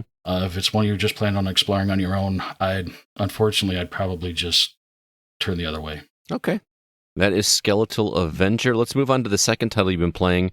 This one's called simply Unsouled, coming from NeoWiz, which is a developer I know you're a fan of recently with some of the game. What was it? Skull, the Hero Slayer? Yeah, the other Skull game. You were pretty big on that. I watched the trailer for this one, and I got a whole lot of Diablo vibes from it. Is that accurate? No. No? Okay. I mean, this is a Souls-like. Okay. And just to preface everything I'm about to say, I do not have much experience with Souls-likes. All right. I did not, I'll get ridiculed for saying this because of the title, but I did not realize that it was a Souls-like when I was interested in picking this up. Okay. And that's not a bad thing. I actually thoroughly enjoyed this game. Oh, wow. Okay. It relies very heavily on a combo system. Mm-hmm. In that it's very energetic, very, the attacks are very combo heavy. So much so that when you lose your combo, you almost have to go into a defensive mode, much like a Souls-like, from the little bit that I know. But yeah, it's a top-down. I kind of see where you get the Diablo vibes from. Mm-hmm. It's a top-down isometric view with pixelated graphics. It's very. The cooler thing about this, and I think the reason I enjoy it so much, is because it has it gives you a difficulty setting, and based on those difficulty settings, it like the way I ended up playing it, almost turned it into just a straight up action game and not necessarily a Souls-like. Okay. So it took quite a bit of the difficulty out. The story is absolutely phenomenal. Oh, wow. Okay. The story and the way they told it was absolutely beautiful. It basically, you wake up in a cell, you have no memory of why you're there. You kind of know who you are, but you don't know what's going on. And as you progress and you fight these bosses, you absorb these souls, and every time you do that, it shows you like their memory of events that happened in the past that brought you to where you're at now. Oh, that's so cool. Every time you play through a level, you learn a little bit more of not the story going forward, but why things are the way they are now. That's really a clever. I don't think I've ever seen a game do it that way. I mean, like the old school mentality of video games is, that's when you get the story is after you beat a boss, you're rewarded with a cutscene. So it kind of sounds like that, but it actually is incorporated into the story instead of just throwing a story in your face. Yeah, it was really, and the twists, and I mean the twists you kind of saw coming. Just the story and the way it's told in general, just really, I mean, it grabbed me from the first boss I killed. I like what? Oh, we're this really okay. So and it proceeded through. The one thing I will say is I don't know if this is story related. I did beat the game once on the easiest setting, and like I said, had an absolute blast. I don't know if it's just because it's an early access and they have more to do, or if it's based on, because I know some games, like if you beat it on the easy level, it doesn't give you the full story. You have to beat it on the normal and then the hard, and it progresses the story for you. The ending was very unfulfilling. Like I feel like there has to be more. So again, I haven't. I'm on my playthrough right now in normal, so I don't have that answer yet. But I feel like there has to be something where you get told more to finish the story. Like I said, unless it's just because it's an early access, maybe they haven't gotten that far yet. I'm unsure. And I tried looking stuff up, and I wasn't really able to get any answers. But yeah, the action and the combat in this is so it's like kinetic energy just unleashed every time you come into a squad of enemies. It is so much fun. Kinetic energy unleashed. Boy, I've never seen that box quote before. That's a good one. I know you said you've never been into the Souls games before. Do you think that this could have whet your appetite for one of those other ones, like a Bloodborne or Dark Souls, or?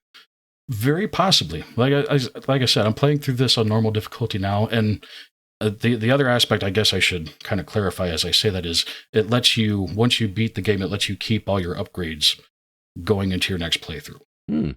So I'm sure other Souls-like games don't really do that, but it does with the combos and the guards and parries and all that fun stuff. It did definitely, like, I actually do want to go check one or two of the bigger name Souls-like games out just to make sure I'm not missing out on something I would enjoy. Well, if you've got a PlayStation, I think Zach would hardly recommend Bloodborne.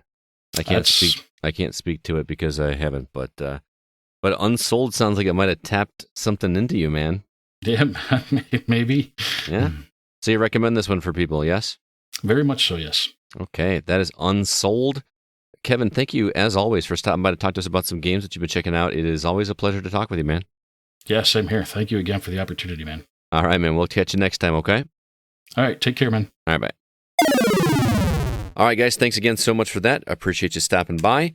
Want to remind everybody about our social media outlets. Please head over to facebook.com/groups/thegocast. We got a growing community over there, and we post all the episodes, all kinds of memes, and any news that I find, I try to keep updated on there on a daily basis. Got some new members over there, Jerry Mayville and Warren Cruz. Welcome to the community. Also, our Discord is got lots of good conversations going on, and you can find that link for the Discord in the show notes for this very episode. Also, if you get a chance, drop us a review on iTunes. We do appreciate those reviews. Not iTunes, Apple Podcasts, or Google Play Music, Spotify, wherever you listen to shows, it helps us get the word out. If you just take a couple minutes and drop us a review, we really do appreciate it. Lastly, our website, thegamingoutsider.com, you'll find all of our episodes and all of our written content, which includes Alyssa's review of Hermitage Strange Case Files and Kevin's review of Skeletal Avenger. Be sure to check those out. We do appreciate it, and there's much more to come as we wrap up the year and I try to get caught up on all my reviews. Before we head into the topic for the week, I want to tell everybody once again about our sponsor this month, which is Manscaped. And boy, I am just still enjoying these products. If you're not familiar with Manscaped, they are at its core designed to be a grooming products for men. Although the women obviously use them, as Alyssa has proven in past episodes. This has become a daily routine for me in terms of deodorizing. I didn't tell you guys this last week, I actually bought 3 pairs of the boxers. They are that comfortable. They are like my daily wears now. I really like these guys. You guys with me on those? Yeah. Yeah, big believer I need to in buy the more. boxers. Yeah. Maybe, you want to buy me some for Christmas, guys, Yeah. Well, if you do want to buy Zack some boxers for Christmas and like to save some coin while you're doing so, you can head over to manscaped.com/thegocast. I'm sorry, not / just use the promo code thegocast, and we'll get you 20% off your order. And I can attest to it because I used the promo code myself and got $20 off my order and free shipping. So, great. They make great gifts. Yeah. And the shampoo and conditioner and body wash smell fantastic. They really do. I would be pleased as punch if I got the lawnmower 4.0 for Christmas. Yes. I obviously don't need it anymore. Right. But, I did a little trimming just earlier today, and it was beautiful stuff. Did you guys notice? I didn't even notice this. We talked about the shed last week. I did not. Another thing I realized was in the box before I threw it out was they put these, I don't even know what they call them, but they're like these basically newspapers that you put down to stand over while you groom yourself. Oh, I don't know that either. Yeah, they're actually on the website that you use them. You can kind of stand over and then you can pick it up and just dump it into the trash, as opposed to dirtying up the floor and getting your significant other mad at you for little strays all over the floor. My significant other actually just stands under me while I do it. It's their kink. Whoa! All right. That's a joke. That was a joke. But anyway, yeah, these the deodorant is a daily use thing for me. The spritzer gets you a nice little spritz. Does the wife appreciate the spritz? I don't know. I don't go parade them off to her as soon as I. You should. Hey, you should, man. That's what just marriage is all like about. helicopter. No, I don't. Just use the toner and then be like, look at the shine. Oh my god, this smooth as eggs. You just open the door and you're come on. Yes, absolutely. No, we talk a lot about it, but these are products we genuinely believe in. This is not just something that we're talking about because of the sponsorship here.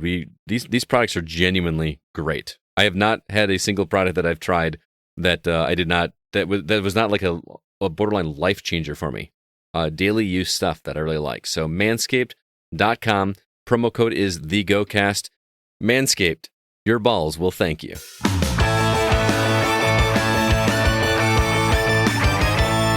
It is our last community question week of 2021. As usual, we asked our listeners for questions to answers on the show, and here's what we got from Facebook, Discord, and Twitter. I'm excited this week. We got some good ones. CB, let's start with you, man. Ooh. Well, coming straight off of the press at Facebook, Sean Coates. Actually, can we even call it Facebook anymore? Isn't it Meta now? I think it's still called Facebook. It's just owned by the parent company that is Meta, right? Oh. Well, Sean Coates wants to know, what's your favorite John Williams score? Be it a main theme or a specific piece. Mine is Slave Children's Crusade from Temple of Doom, where Indy frees the kids in the mines. Close second is the Jurassic Park theme. Yeah, that is one of the hardest questions I've had to answer in a while. Oh man, I've actually got a top three because he didn't ask for a top three. He said, "What's your favorite score?" I know, but he did give us two. Yeah. So, but I actually do have a John Williams playlist on Spotify. Nice. For me, it's Binary Sunset from Star Wars, and also Jurassic Park main theme. Yeah, it's a tough toss-up for me between the main theme and the main theme from Jurassic Park and the main theme from Indiana Jones. Because Indiana Jones is just, you hear that song and you know you're in for an adventure, even before you saw the movie. You know what I mean? Sounds so similar, though, to the Superman theme. Maybe just the beginning. Yeah, but both fantastic pieces. Zach, what about you? Do you have a favorite? Yeah, it would be the Indiana Jones theme. I think there's just something, like you said, the adventurous spirit carries through right away. I remember they used it for the teaser trailer. It was a slow buildup of the intro to the theme song for the Kingdom of the Crystal Skull teaser trailer. Mm-hmm. And then he puts on his hat and the silhouette right as the beat drops or whatever. It was just great. But a lot of good memories of the indie theme. There's plenty of great Star Wars music. Don't get me wrong, Duel of the Fates or even the Cantina Band song is great. Mhm. But there's just something about Indiana Jones theme song that just does it, man. I agree. I mean, you'd be Yeah. hard pressed to find a bad John Williams score. Like, can you think of a Fun. movie where that you're like, that score was okay? No, Yeah, not really. Well, I mean, the fact that like every year there's so many people that learn that he's done so many other things, like Home Alone, Yeah. Schindler's List, the Olympics theme. Yep. Summon the Heroes. I have that CD. I used to listen to that all the time when I was a kid. I believe the NBC News theme was written by John Williams. The Yeah. main theme for that was that 1942. If you like go back even further, that was John Williams. I mean, he's done E.T., Jaws. Close Encounters of the Third Kind. I mean, he's like one of the most nominated people for the Oscars Yeah, ever. because he constantly keeps making just banger soundtracks. Yeah. Harry I mean- Potter. Like, how iconic is that soundtrack? Like, I'm listening to the audiobooks and I can almost hear that song in my head. It's not actually there, but like, you kind of hear it. It's just amazing what he's able to come up with. So. Yeah, Harry Potter's another very mesmerizing theme, Mm-hmm. Also just transports you to that world immediately. Well, at the same time, like half these movies and other things that I don't think they would be nearly as successful without him. I don't think Home Alone would have been as successful without that theme song. Like, imagine watching that movie without just the heartwarming music behind it. I actually think Star Wars without Yeah. that score. I definitely agree with Star Wars. Zach, you're up. Grant Henry asks, if you could make any sitcom into a video game, what would it be? What genre? I just can't imagine a sitcom making a good video game. I'm going to I- make a banana stand simulator from Arrested Development. It's a business tycoon game, and you're enterprising your frozen banana stands. There's always money in the banana stand. That would be the tagline of the game. That might just be the name of the game. Those are like the first laugh out loud funny moment for me in that show.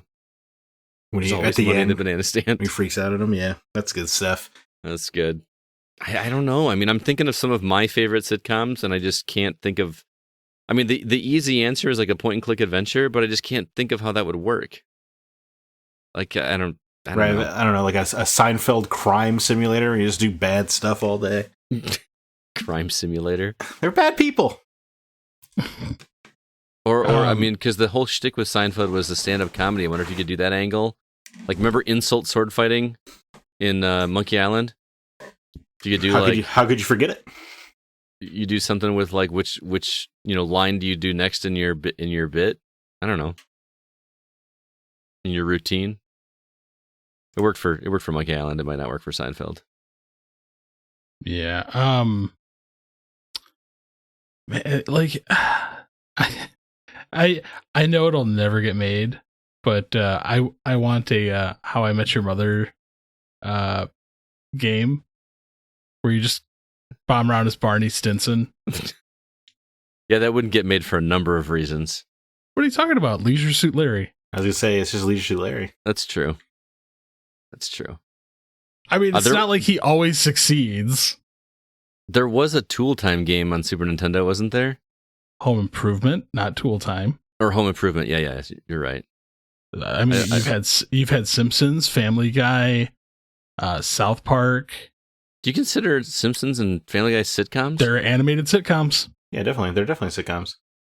In my mind, I always thought a sitcom meant it had a laugh track behind it, but I guess that shouldn't. Arrested be part of Development the doesn't. definition. I mean, Yeah. you have a kids sitcom in SpongeBob. But we're gonna have a debate about what a sitcom is. Here you go. I want a Big Mouth game. Big Mouth. Oh my God, the Netflix show. Yeah, Oh man, adults only. I was saying, you couldn't put onto a disc what you can put onto that show. probably. I'm trying to think. Like, my favorite sitcoms are Friends, Big Bang Theory, How I Met Your Mother. I cannot fathom how to make those into a good video game. It's starting to sound like we should probably just move on. Maybe. All right, let's go to the next question. Aaron Peterson says, what is your most favorite or least favorite Christmas memory? Can be gifts or just a memory. I'll answer first because my best and worst are actually the same year. I was living in Rockford, and my family lived in Oklahoma at the time. My mom and my stepdad and my brother lived in Oklahoma. My father lived in Milwaukee, and I decided that year I was going to drag race. And no, I'm just kidding. I was going to not go to Christmas in Oklahoma, and I was going to stay and spend Christmas with my father instead of going, driving down to Oklahoma. It was a tough decision, and I was like, I'm going to do this. And the Christmas morning, my father calls me and tells me that he couldn't get together because, his stomach hurt or something like that. My dad is notorious for canceling plans. So I was really kind of crushed because I had no there was literally no other family. Like, what are you going to do on Christmas Day?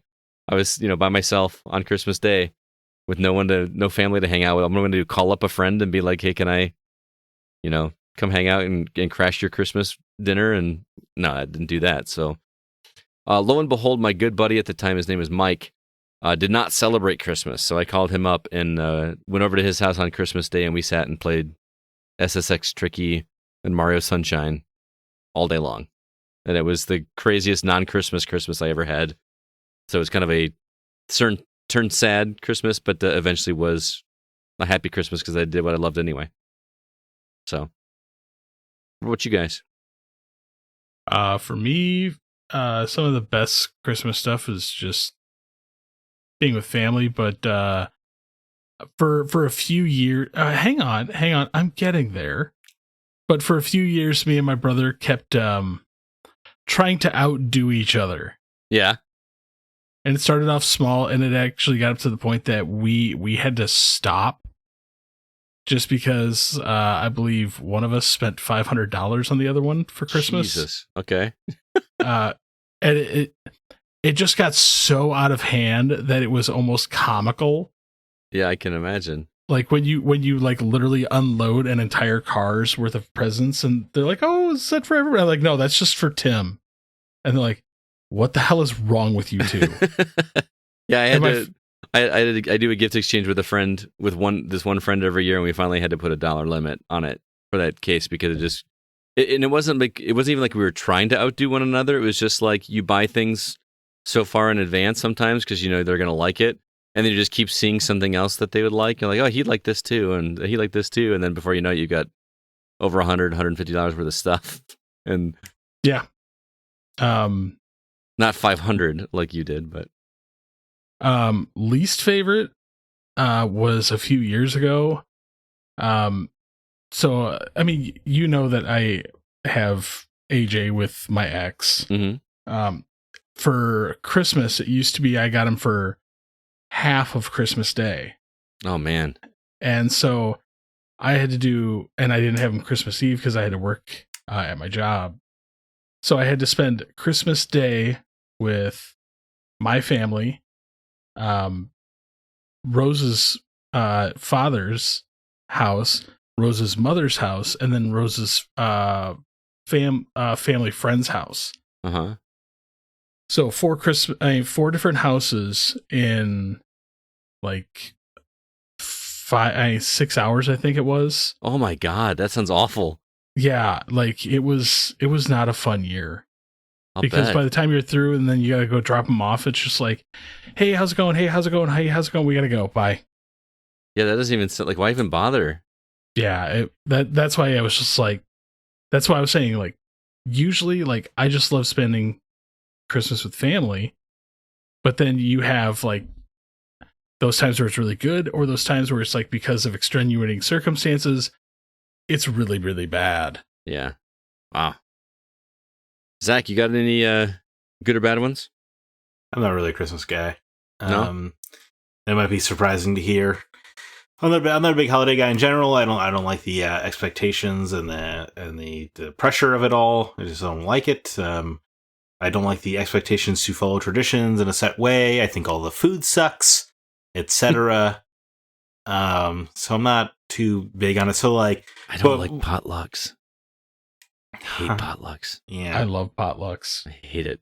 But that's to arrive at the point of like, I don't really especially remember a great deal of Christmases because I'm not really invested in them. I like the conversations, that you square away with certain people, but I mean, there's just like a lot of, there are members of the family that are just like openly terrible people, and they just get invited anyway. And it's weird, and some of them should be in prison for the things they have done on both sides of my family. So I always just hated that they were there, and it was openly, and everyone just kind of quietly accepted it, and I find that bizarre. So I don't really try to remember Christmas. Gotcha. I guess my dad has a tradition where he gives us, me and my sister, an old DVD every year. I guess I like that. Mm-hmm. I do have one cool memory where my first stepdad, back when I thought he was my dad, stayed up late with me on Christmas Eve, because everyone has a tradition of opening the one present for Christmas, Eve or whatever. And he stayed up late with me to help me build this Lego set, and that was super cool to do together. And I think that's about it. My mom does something similar with your dad does the DVD. With my mom, it was always a Matchbox car, because I used to collect Matchbox and Hot Wheels cars when I was a kid. And to this day, she still like sends a stocking with a Matchbox car, like, rolled up and taped together in the bottom of the stocking. So that's super cool. I can tell you one thing. I could tell you at least favorite Christmas memory, mm-hmm. but it's not a specific Christmas. It's just an ongoing thing. Okay. The one of my family has I don't know if they actually do it anymore, where they had like this Christmas brick, and everyone gets to write a story on it. And then eventually, which is a silly tradition, I don't remember, I think it started my great-grandpa or something.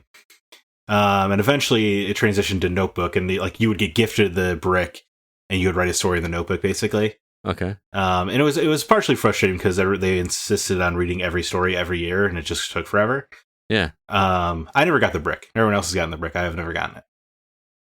Oh, so like if you this year, you get it this year, and then you're gonna write the most jacked up story in there.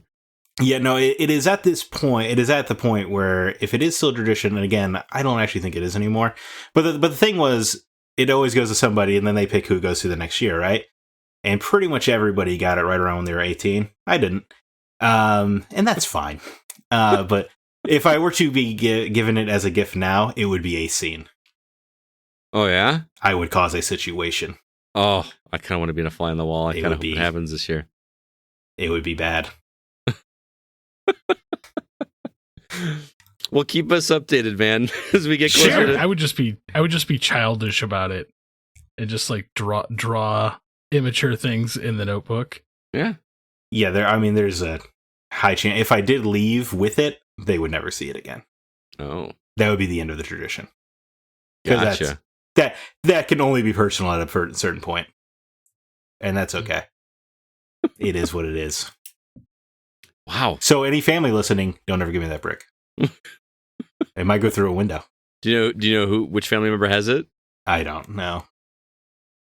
That's interesting. Well, moving on, but keeping with the Christmas theme, over on Discord, Thomas Bex writes and says, are there any Christmas games or games that you specifically and personally connect to Christmas?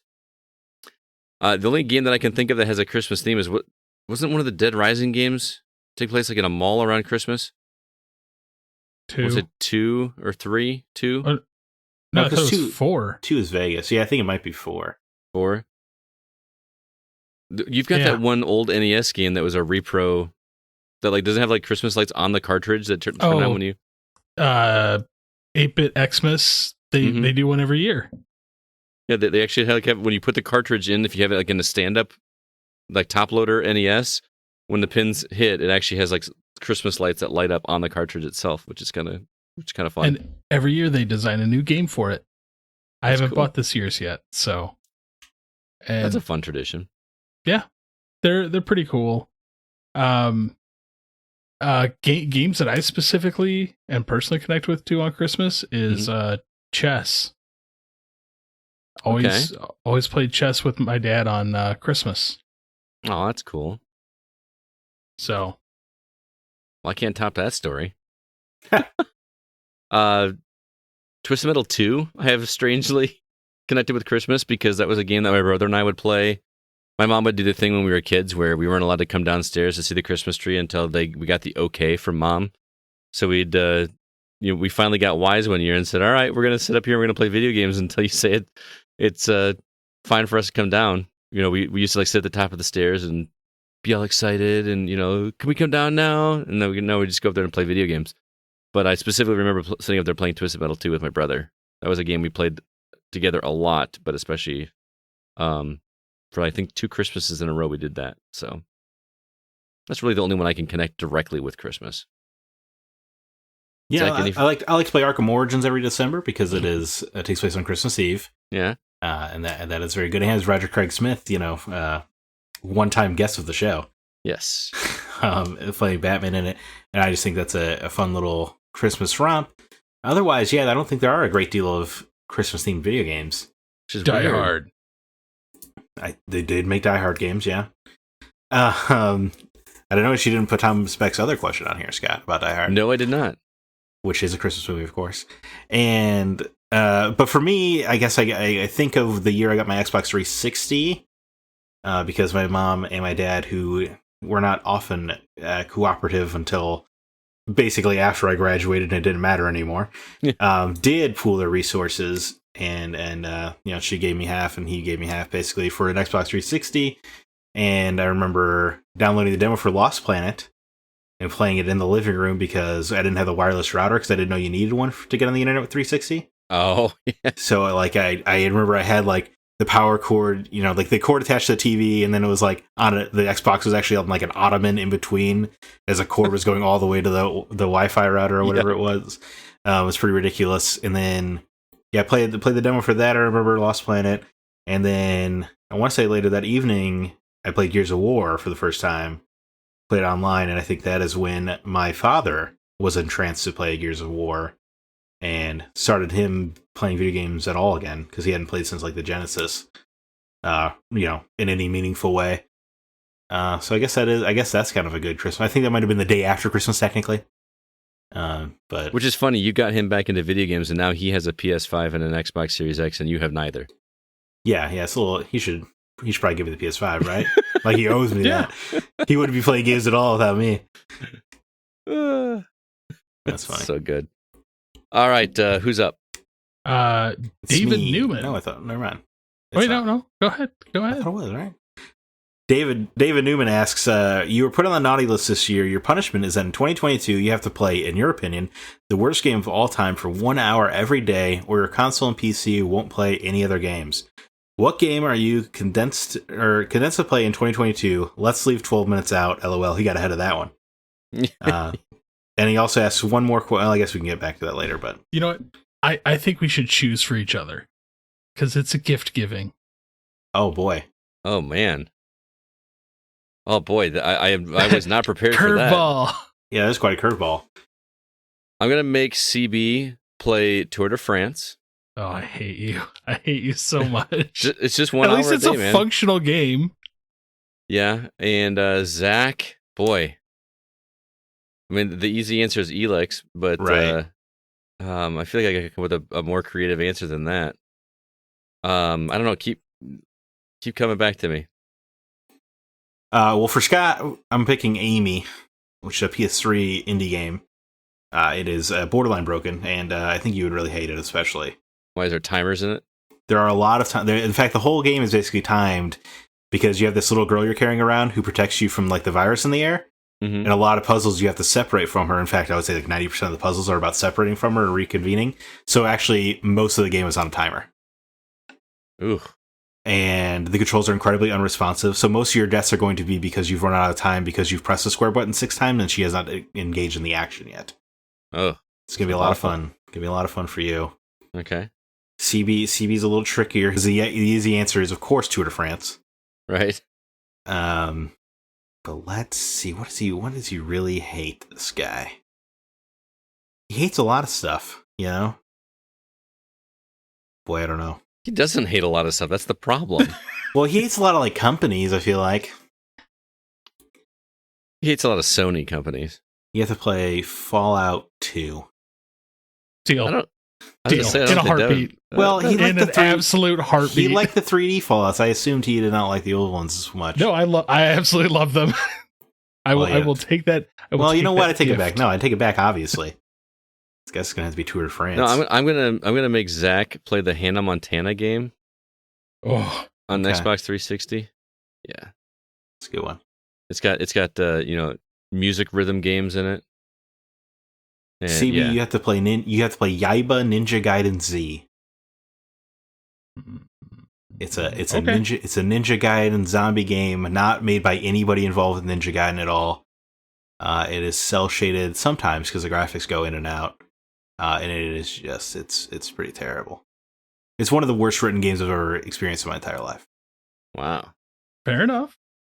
For Zach, I will bequeath unto you Plumbers Don't Wear Ties. Sweet. I mean, you could basically play that game on YouTube. Yeah, Right, but he sure. has to. It doesn't matter if he beats the game. He has to play it for an hour every day. Oh my god, that intro! You basically just put it on play, and the first 45 minutes are just that intro. Yeah, and it's irritating. It boy. really is. You guys are giving me a lot to look forward to. And there's a cheat code Um, to add the nudity, which is not really nudity. No, it's not. For Scott, I'm nervous. I think Scott's gonna have to play World of Warcraft. Oh, Oh, man, an yeah, hour well- every day. Well, having to stop yourself at 1 hour is going to be tough. I know. I don't know.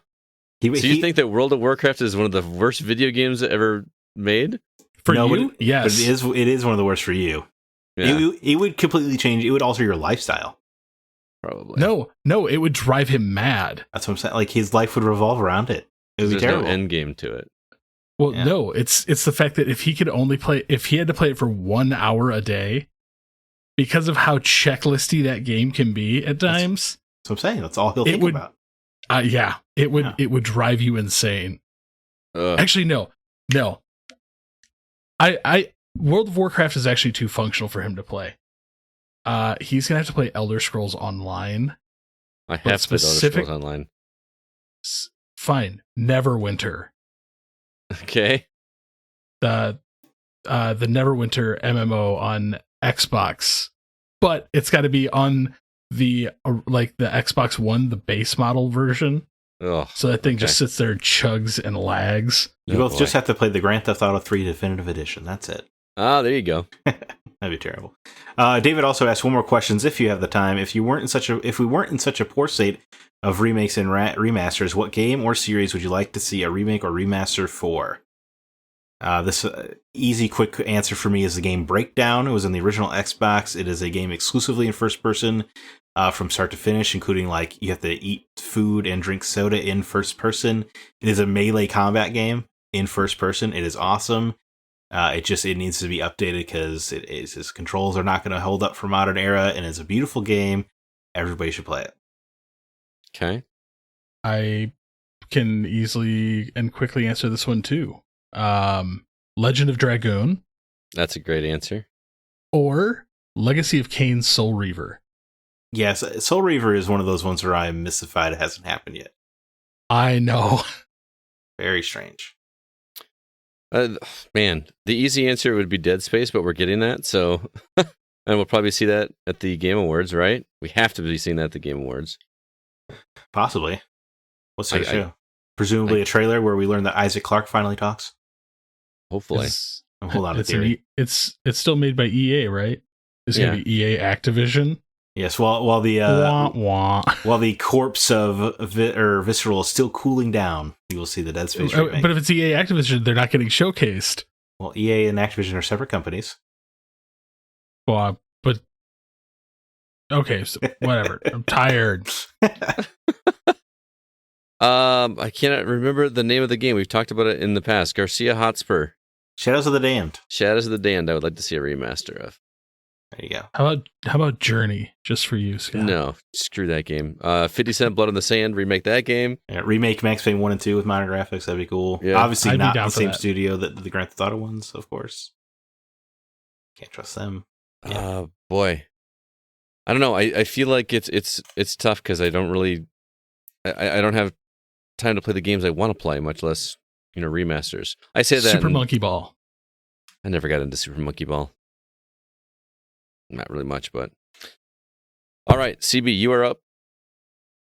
Let's see. Stefan Rombing.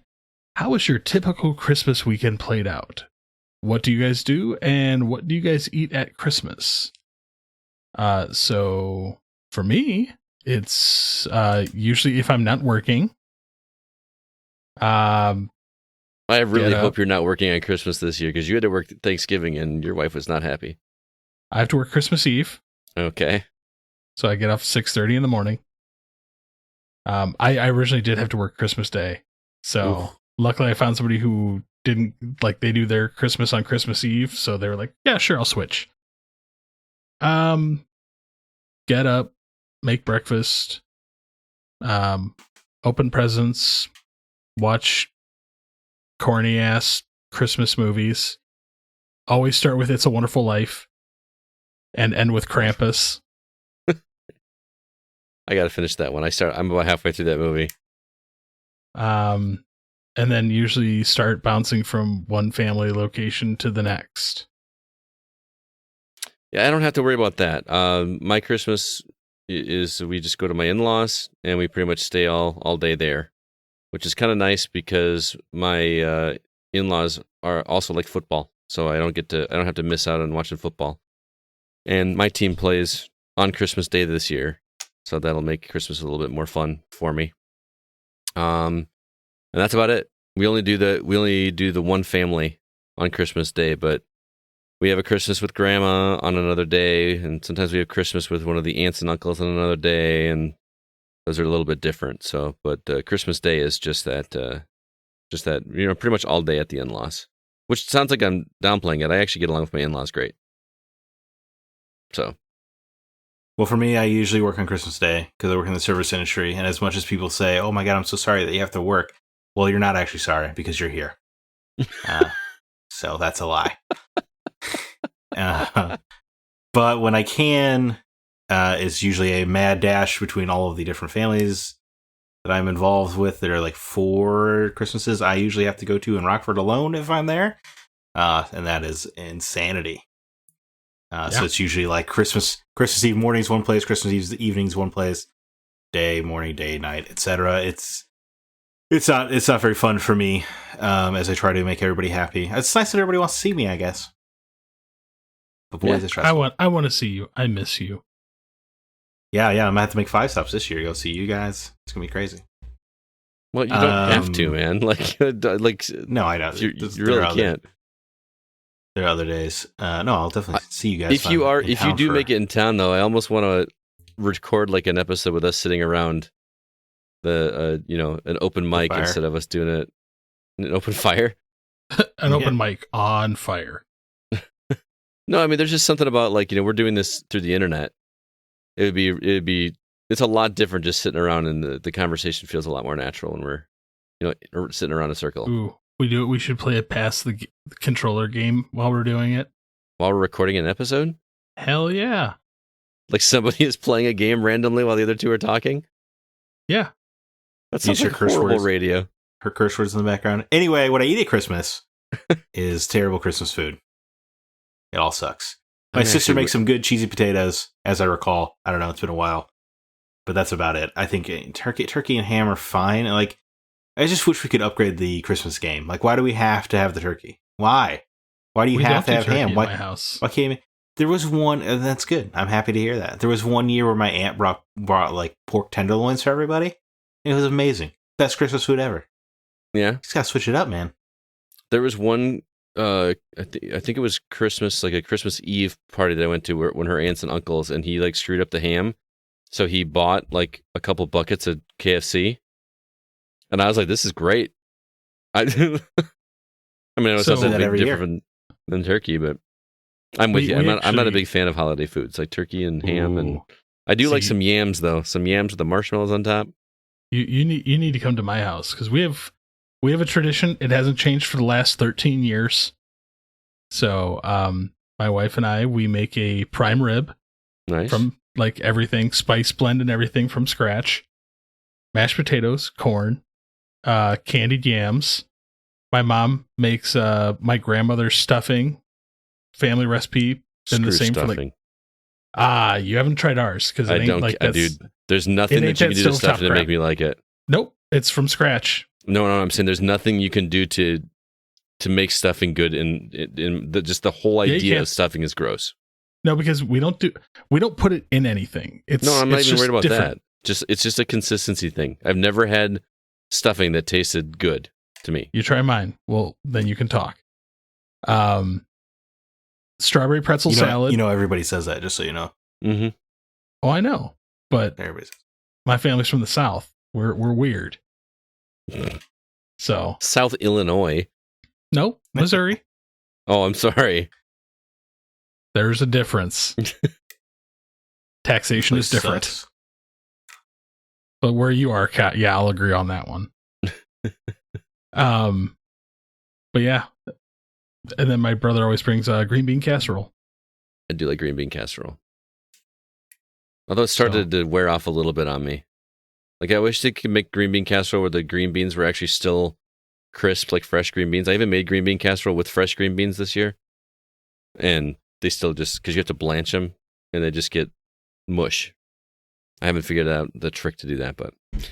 Anyway, moving on. Fearus on Discord says, will you guys miss 2021, or are you happy to see it go? I am more than happy to see 2021 go. I'm so done with this year. I'll miss the first half of it. You missed the first half of it? I said I will miss the first half of it, where like nothing was coming out because everything was COVID delayed, so it was just nothing but catch up for like the first half of this year. Oh, I see what you're saying. Like there was no pressure to play anything, no pressure. There was no real TV coming out. It was just nice. You just got to exist with the stuff you already had in your life. It was very refreshing. And you're right, and I totally squandered it. Yes. Stupid life drama getting in the way. Yeah, I will not miss 2021. This has been a horrible year for me emotionally and just being busy. I think you guys said it best. I had to learn how to say no to stuff. And I'm going to... Maybe that's going to be my New Year's resolution. What was my New Year's resolution last year? Say no more often? I feel like that was... No, it was... Oh, no, see, I can't bring it up. Yeah, you I don't can. think it's happened yet. The marathon that I did not run? And no. The cell phone. Oh, what was it? Oh, that's right. I was supposed to go like a full day without it. You had to go a full day without touching that thing. Full day. Interesting. That's why I said, like, no, I can't bring it up because you have 2 weeks. That's true. Was it a wager or was it just like see if you could do it? Oh, I think there was a slap bet involved. No, there was not a slap bet. I would not have agreed to a slap bet. Yeah, that's a lie. It's on tape, man. I would not have agreed to a slap bet for sure. No, you just edited it out. Yeah, I didn't edit anything out. All right, Zach, we got three more. Kevin Honifer asks, video game board games have grown in popularity over the last few years. If you played any, what is your favorite? If you haven't, which would you like to the most? I don't think I have actually played any. But I would like to play the Bloodborne card game I own, but it requires 3 people, and I don't have a lot of friends around me. 2, 3. Around me here, thank you. Guess what we're doing if you come into town. And I am wildly curious about the Doom board game. Okay, because it's not that exciting. No. Well, I've got a copy of Fallout, the Fallout board game that I was given as a gift, and I've never played it. I would like to play that at some point too. I think the closest I've ever played, and it's not even like a real video game, was Boss Monster. It was a take on 8-bit video games where you created a dungeon. It's a great game. It is a good game. I like that one. I'm going to go in the Wayback Machine, the Pac-Man board game that I had as a kid, where you actually went around the board with a giant yellow Pac-Man, and there were marbles on the table like as power pellets, and you would take the Pac-Man and put it on top of it and mash it down, and it would actually take in the marbles. I don't know how you played it, but I really wanted that. You have it right there. It's my there. God. That was a great board game.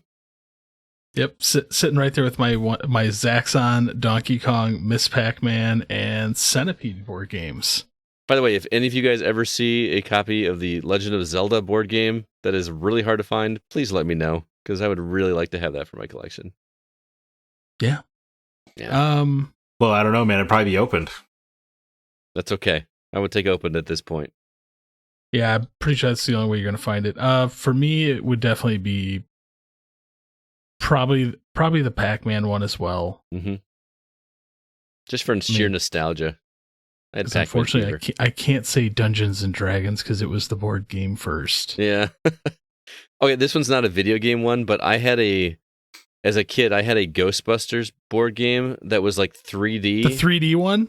Oh my God, that was the coolest board game ever because it was like you going through like a house trying to hunt ghosts, and there were traps that were built into the cardboard house. Like there was one that like if you went on something, it would make this giant axe come and swing you and kill your character, like kicking him off the board. How much do you want to play it? Do you have it for real? I actually just bought it. No, you did not. Friend of the show, David Page, found a copy out in New Jersey, and I just ordered it. We need to play that. Are you going to actually play it, or is this like a sealed? Oh, it's not sealed. It's complete. But yes, it's coming. That would be a trip down nostalgia lane for me. I haven't played that game in 30 years. That's why the moment you said, I was like, "Are you talking the 3D one?" Oh my God, that was such a cool like. It was almost like Mousetrap, where like the more fun of Mousetrap was building it, putting it together, and making it do stuff than actually playing the game. But it was so there was a fire pole, I think. Yeah, if I remember right. Like, yeah, I know that's not a video game related board game, but that was one I would love to go back and play, and apparently we're going to. Oh yeah, it's gonna happen. All right, CB, you're up. All right, CJ Moore. You are stuck in a virtual reality MMORPG where you have to beat the game in order to take the headset off. In other words, you die. Sword Art Online style, for those of you who don't know. I thought you were talking about Sons of Anarchy for a second. Nope. Just kidding. The game is pretty much Skyrim with other players playing in real time. What do you do? Anything's an option. How do you spend the time? So it's pretty much Skyrim. I'm going fishing. You're going fishing? I'm going to go run a bar somewhere. I'm going to find a bar, purchase a bar, and just live out my days tending bar in a Skyrim world. Far away from dragons. Dragons are everywhere, though. Kirito and Asuna have the right idea. Just hole away in a lakeside cabin. Find a good woman. Hole up in a cabin. Live your life. Occasionally adventure. I would want to go on adventures. But I would never beat the game because I don't want to leave, man. I just want to hang out in an adventure world. Sounds way more thrilling than our world.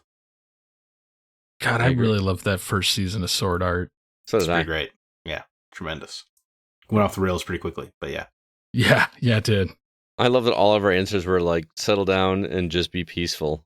like we can't just figure out how to do that here. I'm going on occasional adventures. On occasional adventures, yeah. Yeah, that's true. I'll be like a monster hunter for a few years and I'll retire at a lakeside cabin. There you go. With a good woman. Last question comes from strikes with fancy. comes from Drew Ross. As you've gotten older, which holiday in recent years is your favorite and which is your least favorite? That's tricky for me because my favorite holidays are the ones where I get off work. So bank holidays, and unfortunately bank holidays are becoming where I'm not allowed to enjoy them anymore. Columbus Day and stuff like that. Because every year there is no Columbus Day. Well, yeah, Indigenous Persons Day? Yes. Yeah. So anything that gets me a day off from work that's not like a normal holiday where everybody else is off too. I miss my like just me time and nobody else around in the basement. So St. Patrick's Day. Yeah. Will always be my favorite. You like Doesn't matter. You like the what's the food that they eat? The corned beef. Corned beef? Ugh. You can keep that cabbage crap. Least favorite? Valentine's Day. That's a good call. Because once you're married, it really doesn't serve a purpose. No.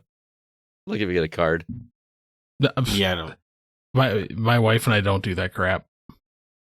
It's good that you come to an agreement. All too often, it feels like your partner says, "Yeah, let's not do anything," and then the day comes, and all of a sudden, you're supposed to do something. Yeah. I've been with Rose for 13 years, married for 7. You know how many times I bought her flowers? 0. Once. Yeah. It was for the day that we got married. Oh, Mhm. I thought it was for the day you know what I'm saying? No. A little thank you flower bouquet. Thank you for letting me do this to you. Thanks for letting me flop around on top of you. I'm with Zach though. I don't know. I'm not speaking for him because he hasn't given his answer, but I'm tired of Christmas, guys. Like, Yeah, I definitely am, and as I've gotten older, I guess I'm more of a curmudgeon. I don't like any holiday anymore. I think they're all kind of frustrating and annoying, and they all come with these weird traditions and rules, and like, oh, you're supposed to buy this and buy that, buy. There's so much buying involved mhm. that I do not understand. Like, it's just, we're just feeding into this capitalistic nightmare, I guess. And Okay. You know what holiday I miss? Arbor Day? No. I miss how Black Friday used to be. The mad dashes in the store? No, like where people used to like huddle together outside in line, and it was like an experience. Yeah, I mean, Like you had to talk to the people in line because you were going to be there for hours. Like it used to be fun taking friends with you and just hanging out. Like, Yeah, I used to. I remember hanging out in front of Old Navy for like 4 hours with a good buddy of mine in the cold, so I could get a free copy of Lego Rock Band if I spent $20 on clothes at Old Navy. Which I have no idea where that copy is at this point. It's probably sitting at a GameStop somewhere. I mean, worth it. Yeah. My brother and I, or Rose and I, we used to camp out in front of Best Buy. Yep. Do your Thanksgiving and then just go over to Best Buy, set up, like bring a little heater with you, hang out. Like I miss that. I don't know if I miss it anymore. I much prefer sitting at home watching movies on my movie marathon. That's my tradition for Black Friday is movie But see, marathon. that was the thing with is my friends. you had your mad dash in the morning, like early, and then the rest of the day was all open. Yeah. I miss that. Yeah, I Yeah. don't know. I wish we could. I guess I don't like the traditions. I'm just like, it's what, the 6th of December? I'm already Yeah. exhausted. Yeah. Like You're from- always exhausted. But I mean exhausted the from Thanksgiving Christmas back to back is absolutely brutal. Mhm. It's too The much. Thanksgiving, Christmas, New Year's Yeah. is, and then both of my sons, their birthday, like second week of January, first week of February. It's just nonstop for like 4 months for you. Yeah. Yeah. I'm ready for the new year already. Although no, I want my winter break. God, I want my winter break. Anyway, that is all the questions we have. Thank you to everybody that contributed on social media. We do appreciate it. And we had some good conversations here. Stay tuned on Discord, Twitter, and Facebook for our question of the week for next week. We'll get that up hopefully by Friday, if not sooner. But that's going to do it for this episode of The Gaming Outsider. Zach, do you have any parting words or recommendations before we get out of here?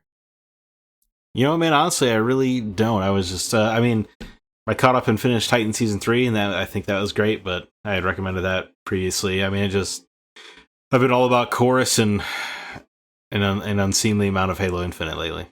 Nice. CB, how about you?